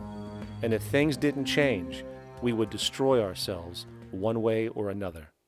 Are all these things you're saying, Jacques, could they be built with what we know today, or are some of these things, are you guessing based on what we know today? No. All of these things can be built with what we know today. It would take 10 years to change the surface of the Earth, to rebuild the world into a second Garden of Eden. The choice lies with you. the stupidity of a nuclear arms race, the development of weapons, trying to solve your problems politically by electing this political party or that political party, that all politics is immersed in corruption. Let me say it again. Communism, socialism, fascism, the Democrats, the liberals, we want to absorb human beings. All organizations that believe in a better life for man, there are no Negro problems or Polish problems or Jewish problems or Greek problems or women's problems. They're human problems. I'm not afraid of anybody. I don't work for anyone. No one can discharge me. I have no boss. I am afraid to live in the society we live in today. Our society cannot be maintained by this type of incompetency. It was great, the free enterprise system, about 35 years ago. That was the last of its usefulness. Now we've got to change our way of thinking or perish. The horror movies of the future will be our society, the way it didn't work. And politics would be part of a horror movie. Lots of people today use the term cold science because they're analytical. And they don't even know what analytical means. Science means closer approximations of the way the world really works. So it's telling the truth, is what it is. A scientist doesn't try to get along with people. They tell them what their findings are. They have to question all things. And if some scientist comes up with an experiment that shows certain materials have certain strength, other scientists have to be able to duplicate that experiment and come up with the same results. Even if a scientist feels that an airplane wing, due to mathematics or calculations, can hold up a given amount of weight, they still pile sandbags on it to see when it breaks. And they say, you know, my calculations are right, or they're not correct. I love that system because it's free of bias and free of thinking that math can solve all the problems. You have to put your math to test also. I think that every system that can be put to test should be put to test, and that all decisions should be based upon research. A resource-based economy is simply the scientific method applied to social concern, an approach utterly absent in the world today. Society is a technical invention, and the most efficient methods of optimized human health, physical production, distribution, city infrastructure, and the like reside in the field of science and technology, not politics or monetary economics. It operates in the same systematic way as, say, an airplane, and there is no Republican or liberal way to build an airplane. Likewise, nature itself is the physical referent we use to prove our science, and it is a set system, emerging only from our increased understanding of it. In fact, it has no regard for what you subjectively think or believe to be true. Rather, it gives you an option. You can learn and fall in line with its natural laws and conduct yourself accordingly, invariably creating good health and sustainability, or you can go against the current to no avail. It doesn't matter how much you believe you can just stand up right now and walk on the wall next to you. The law of gravity will not allow it. If you do not eat, you will die. If you are not touched as an infant, you will die. As harsh as it may sound, nature is a dictatorship, and we can either listen to it and come in harmony with it, or suffer the inevitable adverse consequences. So, a resource-based economy is nothing more than a set of proven, life-supporting understandings where all decisions are based upon optimized human and environmental sustainability. It takes into account the empirical life ground, which every human being shares as a need, regardless, again, of their political or religious philosophy. There is no cultural relativism to this approach. It isn't a matter of opinion. Human needs are human needs, and having access to the necessities of life, such as clean air, nutritious food, and clean water, along with a positively reinforcing, stable, nurturing, and non-violent environment, is demanded for our mental and physical health, our evolutionary fitness, and hence the species' survival itself. A resource-based economy would be based upon available resources. You can't just bring a lot of people to an island or build a city of 50,000 people without having access to the necessities of life. So When I use the term a comprehensive systems approach, I'm talking about doing an inventory of the area first and determining what that area can supply, not just architectural approach, not just design approach, but design must be based on all of the requirements to enhance human life. And that's what I mean by an integrated way of thinking. Food, clothing, shelter, warmth, love, all those things are necessary. If you deprive people of any of them, you have a lesser human being, less capable of functioning. As previously outlined, a resource-based economy's ground-up, global, systems approach to extraction, production, and distribution is based upon a set of true economic mechanisms, or strategies, which guarantee efficiency and sustainability in every area of the economy. So, continuing this train of thought regarding logical design, what is next in our equation? Where does all this materialize? Cities. The advent of the city is a defining feature of modern civilization. Its role is to enable efficient access to the necessities of life, along with increased social support and community interaction. So how would we go about designing an ideal city? What shape should we make it? Square? Trapezoid? Well, given we're going to be moving around the thing, we might as well make it as equidistant as possible for ease, hence the circle. What should the city contain? Well, naturally we need a residential area, a goods production area, a power generation area, an agricultural area. But we also need nurturing as human beings, hence culture, nature, recreation, and education. So let's include a nice open park, an entertainment events area for cultural purposes and socializing, and educational and research facilities. And since we're working with a circle, it seems rational to place these functions in belts based on the amount of land required for each goal, along with ease of access. Very good. Now, let's get down to specifics. First, we need to consider the core infrastructure, or intestines, of the city organism. These would be the water, good, waste, and energy transport channels. Just as we have water and sewage systems under our cities today, we would extend this channeling concept to integrate waste recycling and delivery itself.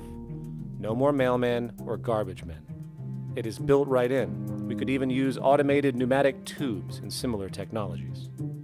Same goes for transport. It needs to be integrated and strategically designed to reduce or even remove the need for wasteful, independent automobiles.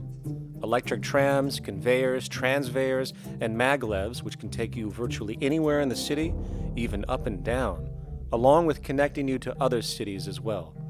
And of course, in the event an automobile is required, it is automated by satellite for safety and integrity. In fact, this automation technology is in working order right now. Automobile accidents kill about 1.2 million people every single year, injuring about 50 million. This is absurd and doesn't have to occur. Between efficient city design and automated driverless cars, this death toll can be virtually eliminated. Agriculture. Today, through our haphazard, cost-cutting industrial methods, using pesticides, excessive fertilizers, and other means, we have successfully destroyed much of the arable land on this planet, not to mention also extensively poisoning our bodies. In fact, industrial and agricultural chemical toxins now show up in virtually every human being tested, including infants. Fortunately, there is a glaring alternative: the soilless mediums of hydroponics and aeroponics, which also reduce nutrient and water requirements by up to 75% of our current usage. Food can now be organically grown on an industrial scale in enclosed vertical farms, such as in 50-story 1-acre plots, virtually eliminating the need for pesticides and hydrocarbons in general.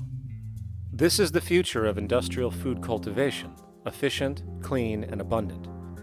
So, such advanced systems would be, in part, what comprise our agricultural belt, producing all the food required for the entire city's population, with no need to import anything from the outside, saving time, waste, and energy. And speaking of energy, the energy belt would work in a systems approach to extract electricity from our abundant renewable mediums, specifically wind, solar, geothermal, and heat differentials, and if near water potentials, tidal and wave power. To avoid intermittency and make sure a positive net energy return occurs, these mediums would operate in an integrated system, powering each other when needed, while storing excessive energy to large supercapacitors under the ground, so nothing can go to waste. And not only does the city power itself, particular structures will also power independently and generate electricity through photovoltaic paints, structural pressure transducers, the thermocouple effect, and other current but underutilized technologies. But of course, this begs the question, how does this technology and goods in general get created in the first place? This brings us to production. The industrial belt, apart from having hospitals and the like, would be the hub of factory production. Completely localized overall, it would of course obtain raw materials by way of the global resource management system just discussed, with demand being generated by the population of the city itself. As far as the mechanics of production, we need to discuss a new, powerful phenomenon which was sparked very recently in human history and is on pace to changing everything. It's called mechanization, or the automation of labor. Well, if you look around you, you'll notice that almost everything that we use today is built automatically. Your shoes, your clothes, your home appliances, your car, and so on. They are all built by machines in an automatic way. Can we say that the society has not been influenced by these major technological advancements? Of course not. These systems really dictate new structures and new needs, and they make a lot of other things obsolete. So we've been going up in the development and use of technology in an exponential way. So definitely automation is going to continue. You cannot stop technologies that just make sense. Labor automation through technology is at the bottom of every major social transformation in human history. From the agricultural revolution and the invention of the plow, to the industrial revolution and the invention of the powered machine, to the information age we live in now through essentially the invention of advanced electronics and computers. And with regard to advanced production methods today, mechanization is now evolving on its own, moving away from the traditional method of assembling component parts into a configuration into an advanced method of creating entire products in one single process. Like most engineers, I'm fascinated by biology because it's so full of examples of extraordinary pieces of engineering. And absolutely, what biology is the study of things that copy themselves. Of course, that's good a definition of life as we've got. Again, as an engineer, I've always been intrigued by the idea of machines that would copy themselves. RepRap is a three-dimensional printer. That's to say, it's a printer that you plug into a computer, and instead of making two-dimensional sheets of paper with patterns on, it makes real, physical, three-dimensional objects. Now, there's nothing new about that. 3D printers have been around for about 30 years. Big thing about RepRap is that it prints most of its own parts. And so if you've got one, you can make another one and give it to a friend, as well as being able to print lots of useful things. From the simple printing of basic household goods in your home, to the printing of an entire automobile body in one swoop, advanced automated 3D printing now has the potential to transform virtually every field of production, including home construction. Contour crafting is actually a fabrication technology, the so-called 3D printing, when you directly build a 3D object from a computer model. Using contour crafting, it will be possible to build a 2,000 square foot home entirely by the machine in one day. The reason that people are interested in automating construction is that it really brings a lot of benefits. For example, construction is pretty labor intensive, and although it provides job for a sector of the society, it also has issues and complications. For example, construction is the most dangerous job that there is. It is worse than mining and agriculture. It has got the highest level of fatality almost in every country. Another issue is the waste. An average home in the United States has 3 to 7 tons of waste.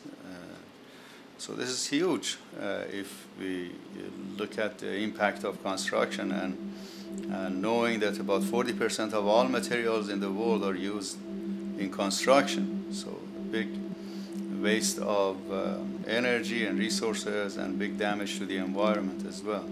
Making homes using hammers and nails and wood with the state-of-art technology today is really absurd and will go the way of our labor class in regards to manufacturing in the United States. Recently, there was a study by economist David Autor of MIT that states that our middle class is obsolete and being replaced by automation. Quite simply, mechanization is more productive, efficient, and sustainable than human labor in virtually every sector of the economy today. Machines do not need vacations, breaks, insurance, pensions, and they can work 24 hours a day every day. The output potential and accuracy compared to human labor is unmatched. The bottom line, repetitive human labor is becoming obsolete and impractical across the world, and the unemployment you see around you today is fundamentally the result of this evolution of efficiency in technology. For years, market economists have dismissed this growing pattern, which could be called technological unemployment, because of the fact that new sectors always seem to emerge to reabsorb the displaced workers. Today, the service sector is the only real hub left and currently employs over 80% of the American workforce, with most industrialized countries maintaining a similar proportion. However, this sector is now being challenged increasingly by automated kiosks, automated restaurants, and even automated stores. Economists today are finally acknowledging what they have been denying for years.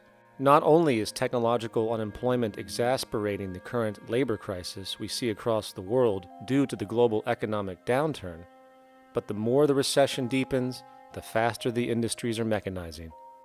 The catch, which is not realized, is that the faster they mechanize to save money, the more they displace people, the more they reduce public purchasing power. This means that while the corporation can produce everything more cheaply, fewer and fewer people will actually have money to buy anything, regardless of how cheap they become. The bottom line is that the labor for income game is slowly coming to an end. In fact, if you take a moment to reflect on the jobs which are in existence today, which automation could take over right now if applied, 75% of the global workforce could be replaced by mechanization tomorrow. And this is why, in a resource-based economy, there is no monetary market system, no money at all, for there is no need. A resource-based economy recognizes the efficiency of mechanization and accepts it for what it offers.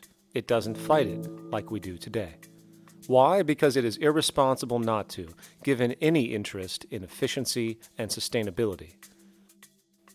And this brings us back to our city system. In the center is the central dome, which not only houses the educational facilities and transportation hub, it also hosts the mainframe that runs the city's technical operations.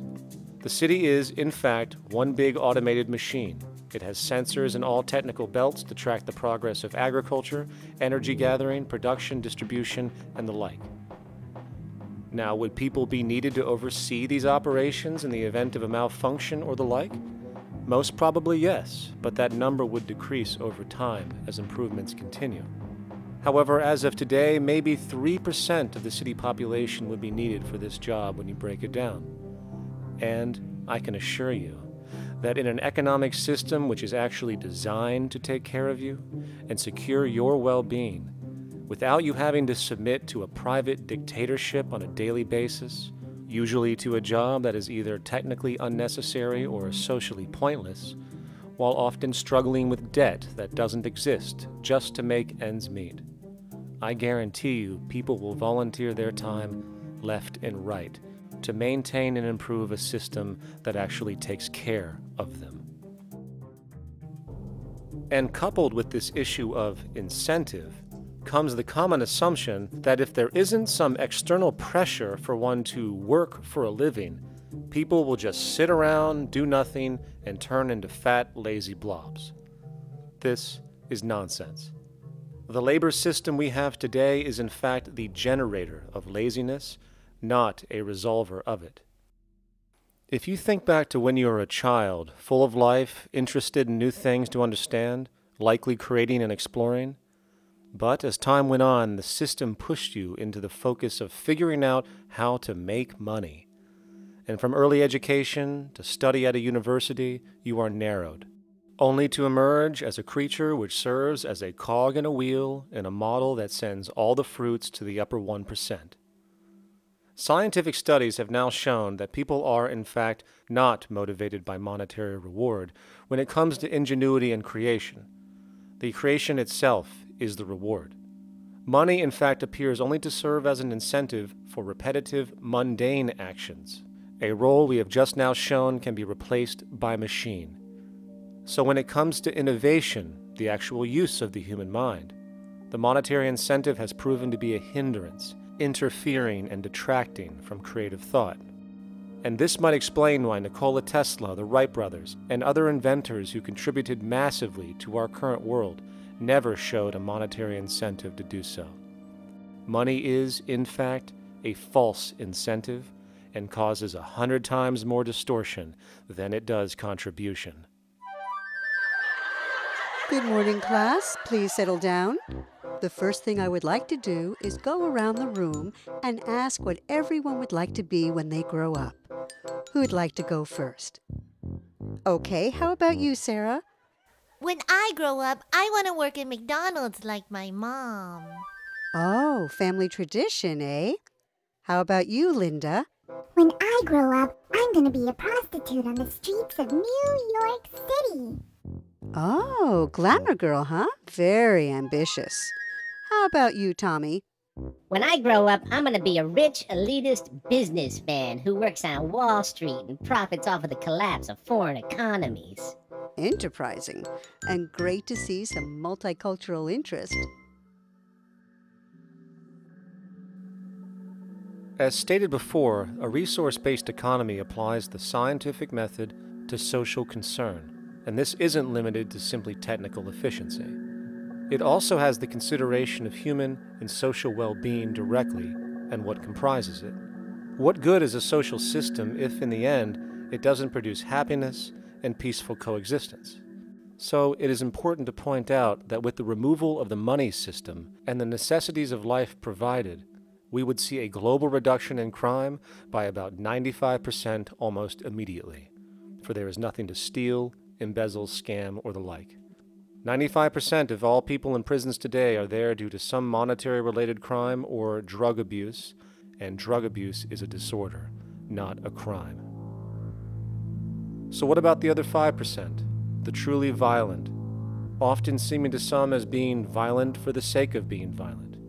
Are they just evil people?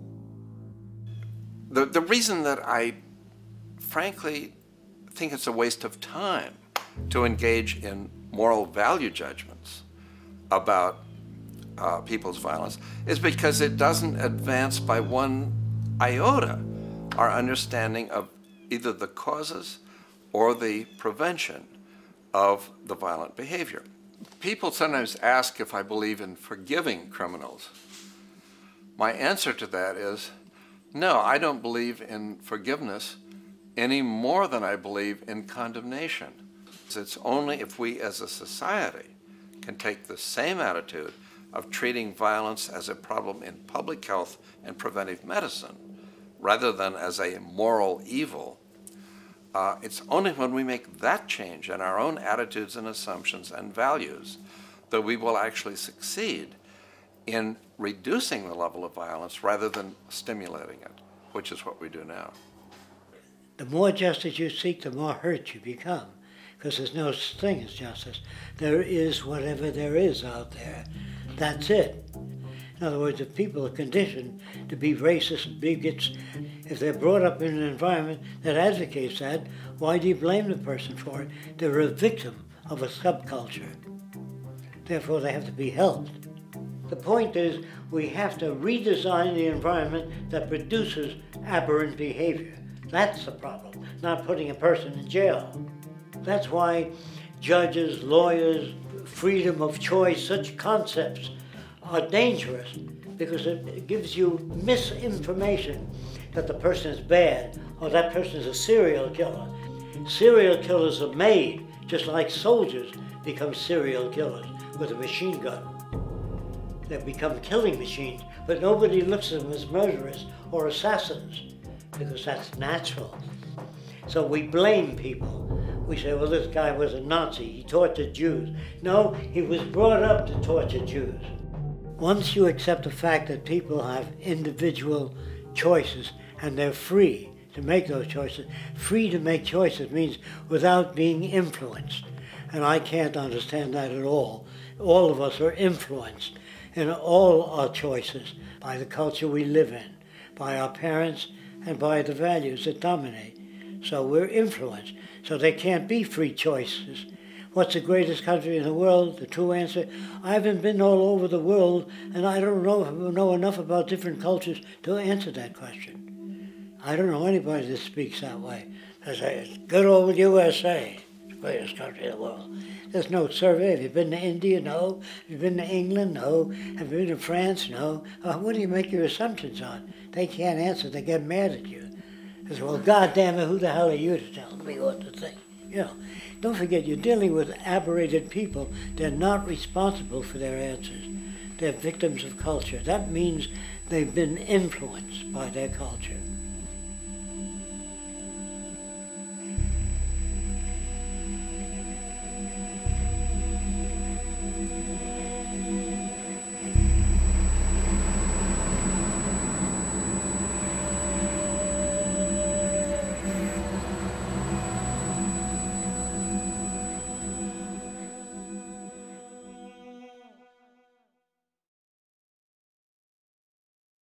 When we consider a resource-based economy, there are often a number of arguments that tend to come up with regard to the efficiency. Now hold on just a minute. Yes? I know what this is. This is called Marxism, buddy.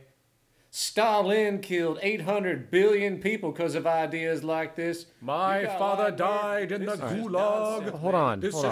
Communist, fascist. You don't like America, you should just leave. All right, everybody just calm down. Death to the New World Order. Death to the New World Order. And as the irrationality of the audience grew, shocked and confused, suddenly the narrator suffered a fatal heart attack.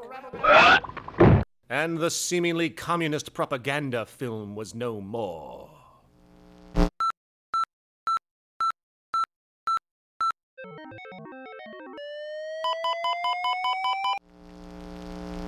You know, I've said that sort of thing to people in think tank type of situations, and you know, these Club of Rome types and so forth.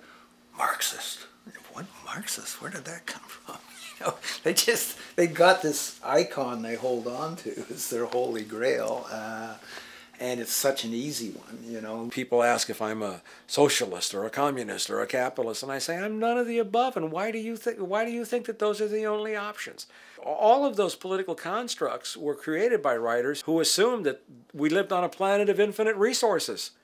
Not a one of those political philosophies even contemplates that there might be a shortage of anything.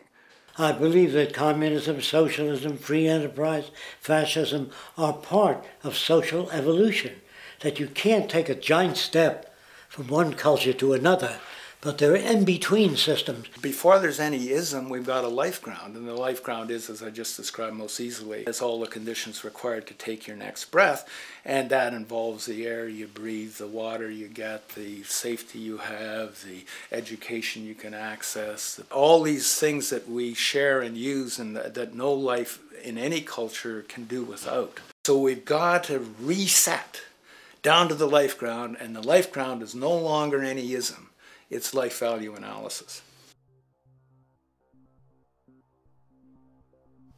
It's simply a matter of historical fact that the dominant intellectual culture of any particular society reflects the interests of the dominant group in that society. In a slave-owning society, the beliefs about human beings and human rights and so on will reflect the needs of the slave owners. In a society which again is based on the power of certain people to control and profit from the lives and work of millions of others, the dominant intellectual culture will reflect the needs of the dominant group.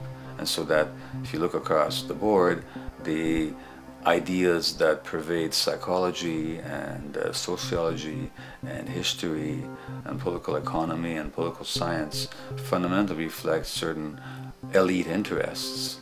And the academics who question that too much tend to get shunted to the side or to be seen as sort of radicals. The dominant values of a culture tend to support and perpetuate what is rewarded by that culture. And in a society where success and status is measured by material wealth, not social contribution, it is easy to see why the state of the world is what it is today. We are dealing with a values system disorder, completely denatured, where the priority of personal and social health have become secondary to the detrimental notions of artificial wealth and limitless growth. And like a virus, this disorder now permeates every facet of government, news media, entertainment, and even academia. And built into its structure are mechanisms of protection from anything that might interfere. Disciples of the monetary market religion, the self-appointed guardians of the status quo, constantly seek out ways to avoid any form of thought which might interfere with their beliefs, the most common of which are projected dualities. If you are not a Republican, you must be a Democrat. If you are not a Christian, you might be a Satanist. And if you feel society can be greatly improved to consider perhaps, I don't know, taking care of everyone, you're just a utopianist. And the most insidious of them all, if you are not for the free market, you must be against freedom itself. I'm a believer in freedom. Every time you hear the word freedom being said anywhere or government interference said anywhere, it means, decoded, blocking maximization of turning money into more money for private money possessors. That's it. Every other thing they'll say, oh, we need more commodities for people, oh, this is freedom against tyranny and so forth. Every time you see it, you can decode it down to that. And I think you'll find a one-to-one correlation with every time they use it. And this is a sense in which we might call it's a syntax, a governing syntax of understanding and of value, so that it governs beneath their own recognition of it. So they may not say, oh, I didn't mean that at all, but in fact, that's what they do. Just like you may speak a grammar, and you have rules of grammar you follow without recognizing what the rules are. And so what we have is what I call the ruling value syntax that underlies this. So every time they use these words, government interference, lack of freedom, or progress, or development, you can decode them all to come back to mean that. Of course, when you hear the word freedom, it tends to be in the same sentence with something called democracy. It's fascinating how people today seem to believe that they actually have a relevant influence on what their government does, forgetting that the very nature of our system offers everything for sale. The only vote that counts is the monetary vote, and it doesn't matter how much any activist yells about ethics or accountability. In a market system, every politician, every legislation, and hence every government is for sale. And even with the $20 trillion bank bailout starting in 2007, an amount of money which could have changed, say, the global energy infrastructure to fully renewable methods, instead going to a series of institutions that literally do nothing to help society, institutions that could be removed tomorrow with no recourse.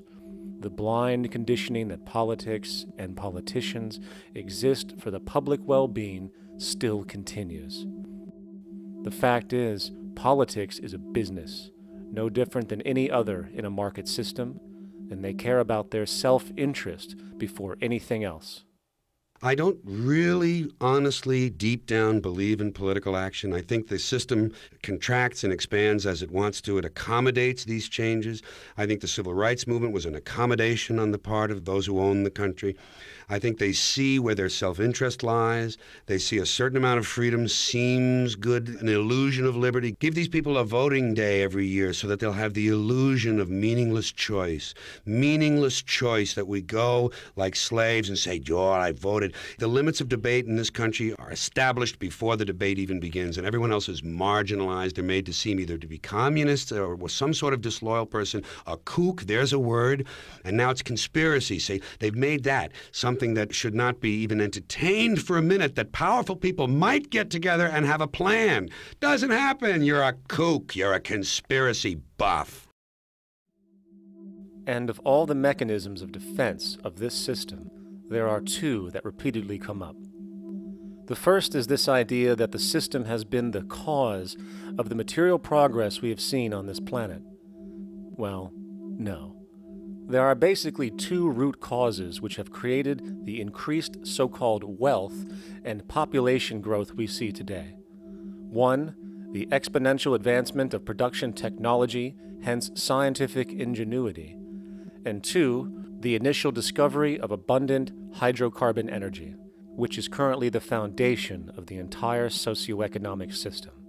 The free market, capitalist, monetary market system, whatever you want to call it, has done nothing but ride the wave of these advents with a distorted incentive system and a haphazard, grossly unequal method of utilizing and distributing those fruits. The second defense is a belligerent social bias generated from years of propaganda, which sees any other social system as a route to so-called tyranny, with various name droppings of Stalin, Mao, Hitler, and the death tolls they generated. Well, as despotic as these men might have been, along with the societal approaches they perpetuated, when it comes to the game of death, when it comes to the systematic daily mass murder of human beings, nothing in history compares to what we have today. Famines throughout at least the last century of our history have not been caused by a lack of food. They've been caused by relative poverty. The economic resources were so inequitably distributed that the poor simply didn't have enough money with which to buy the food that would have been available if they could have afforded to pay for it. That would be an example of structural violence. Another example, in Africa and some other areas, but I'll particularly focus on Africa, tens of millions of people are dying of AIDS. Why are they dying? It's not because we don't know how to treat AIDS. We have, millions of people in the wealthy countries are getting along remarkably well because they have the medicines that will treat it. The people in Africa who are dying of AIDS are not dying because of the HIV virus. They're dying because they don't have the money with which to pay for the drugs that would keep them alive. Gandhi saw this. He said the deadliest form of violence is poverty. And that's absolutely right. Poverty kills far more people than all the wars in history, more people than all the murderers in history, more than all the suicides in history. Not only does structural violence kill more people than all the behavioral violence put together, structural violence is also the main cause of behavioral violence.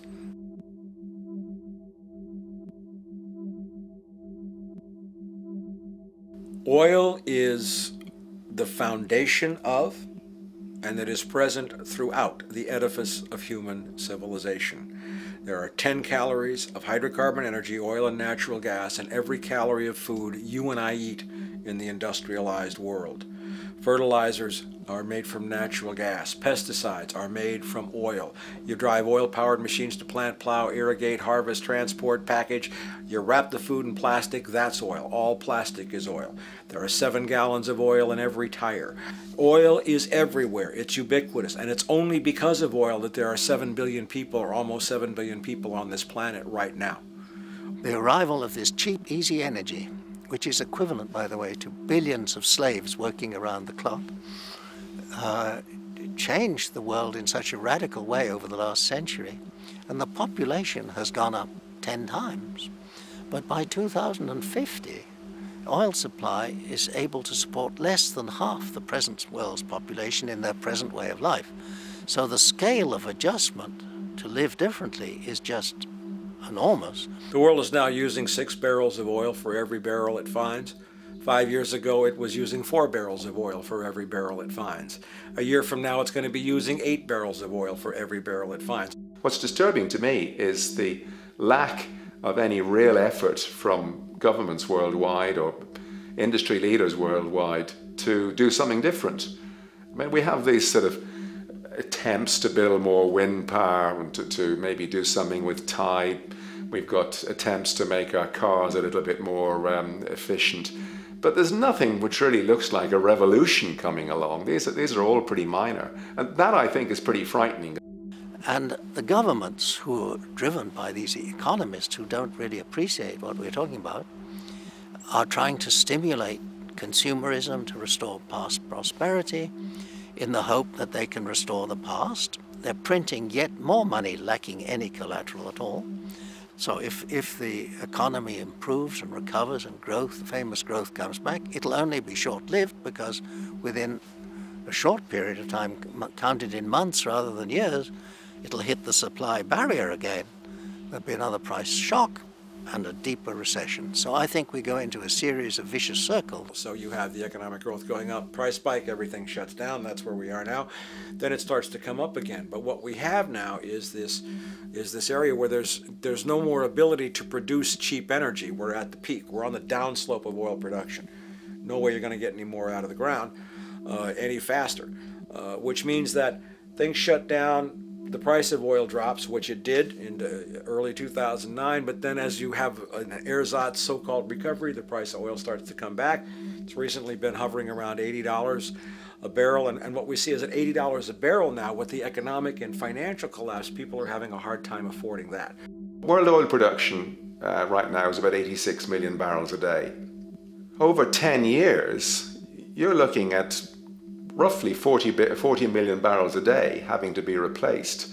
There's nothing around which can come even within 1% of meeting that sort of demand.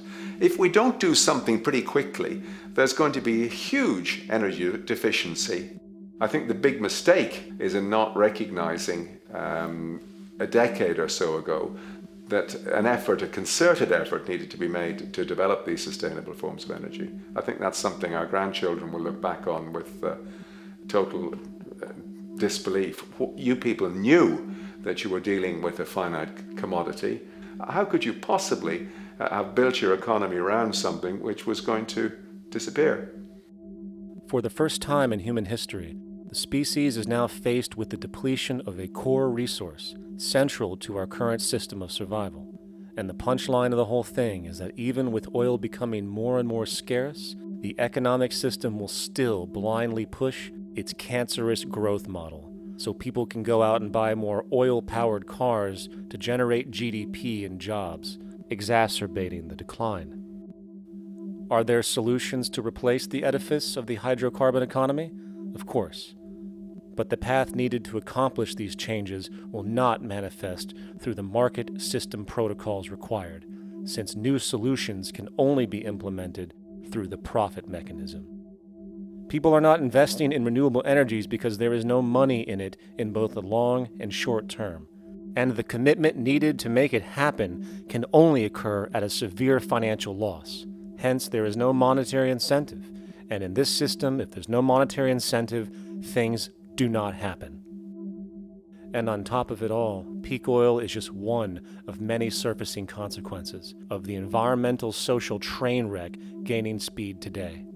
Other declines include freshwater, the very fabric of our existence, which is currently showing shortages for 2.8 billion people, and those shortages are on pace to reach 4 billion by 2030.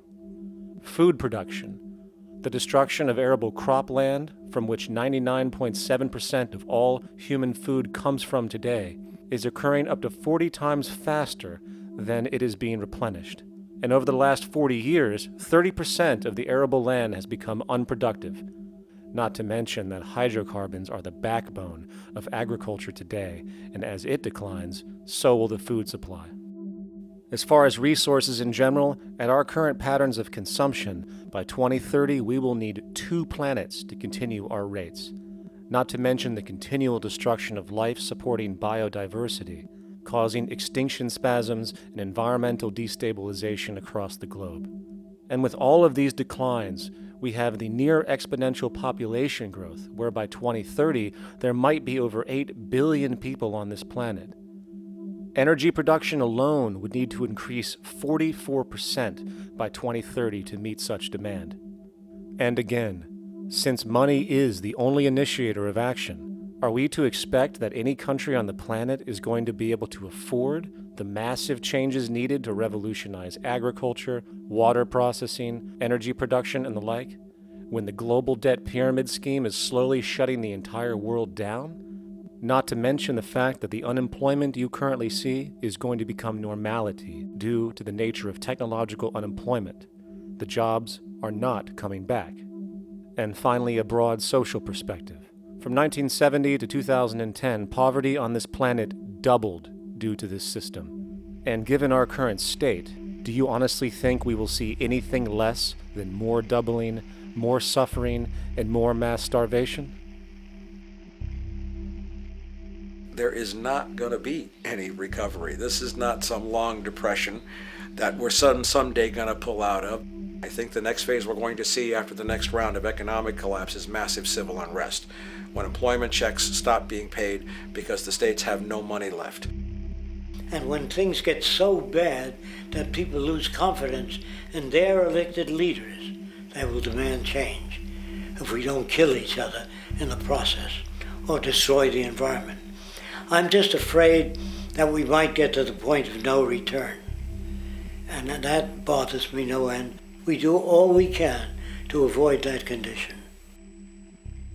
It's clear that we're on the verge of a great transition in human life. That what we face now is this fundamental change of the life we've known over the last century. There has to be a link between the economy and the resources of this planet, the resources being, of course, all animal and plant life, the health of the oceans and everything else. This is a monetary paradigm that will not let go until it's killed the last human being. The in-group will do all it can to stay in power. And that's what you got to keep in mind. They'll use the Army and Navy and lies or whatever they have to use to keep in power. They're not about to give it up because they don't know of any other system that will perpetuate their kind.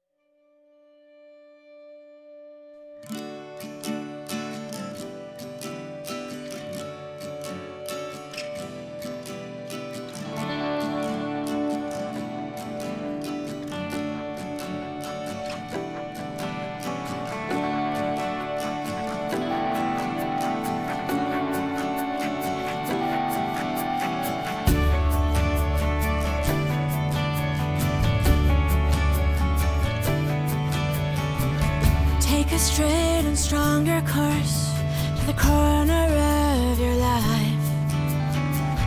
Just remember that the goal is for us all to capture all we want.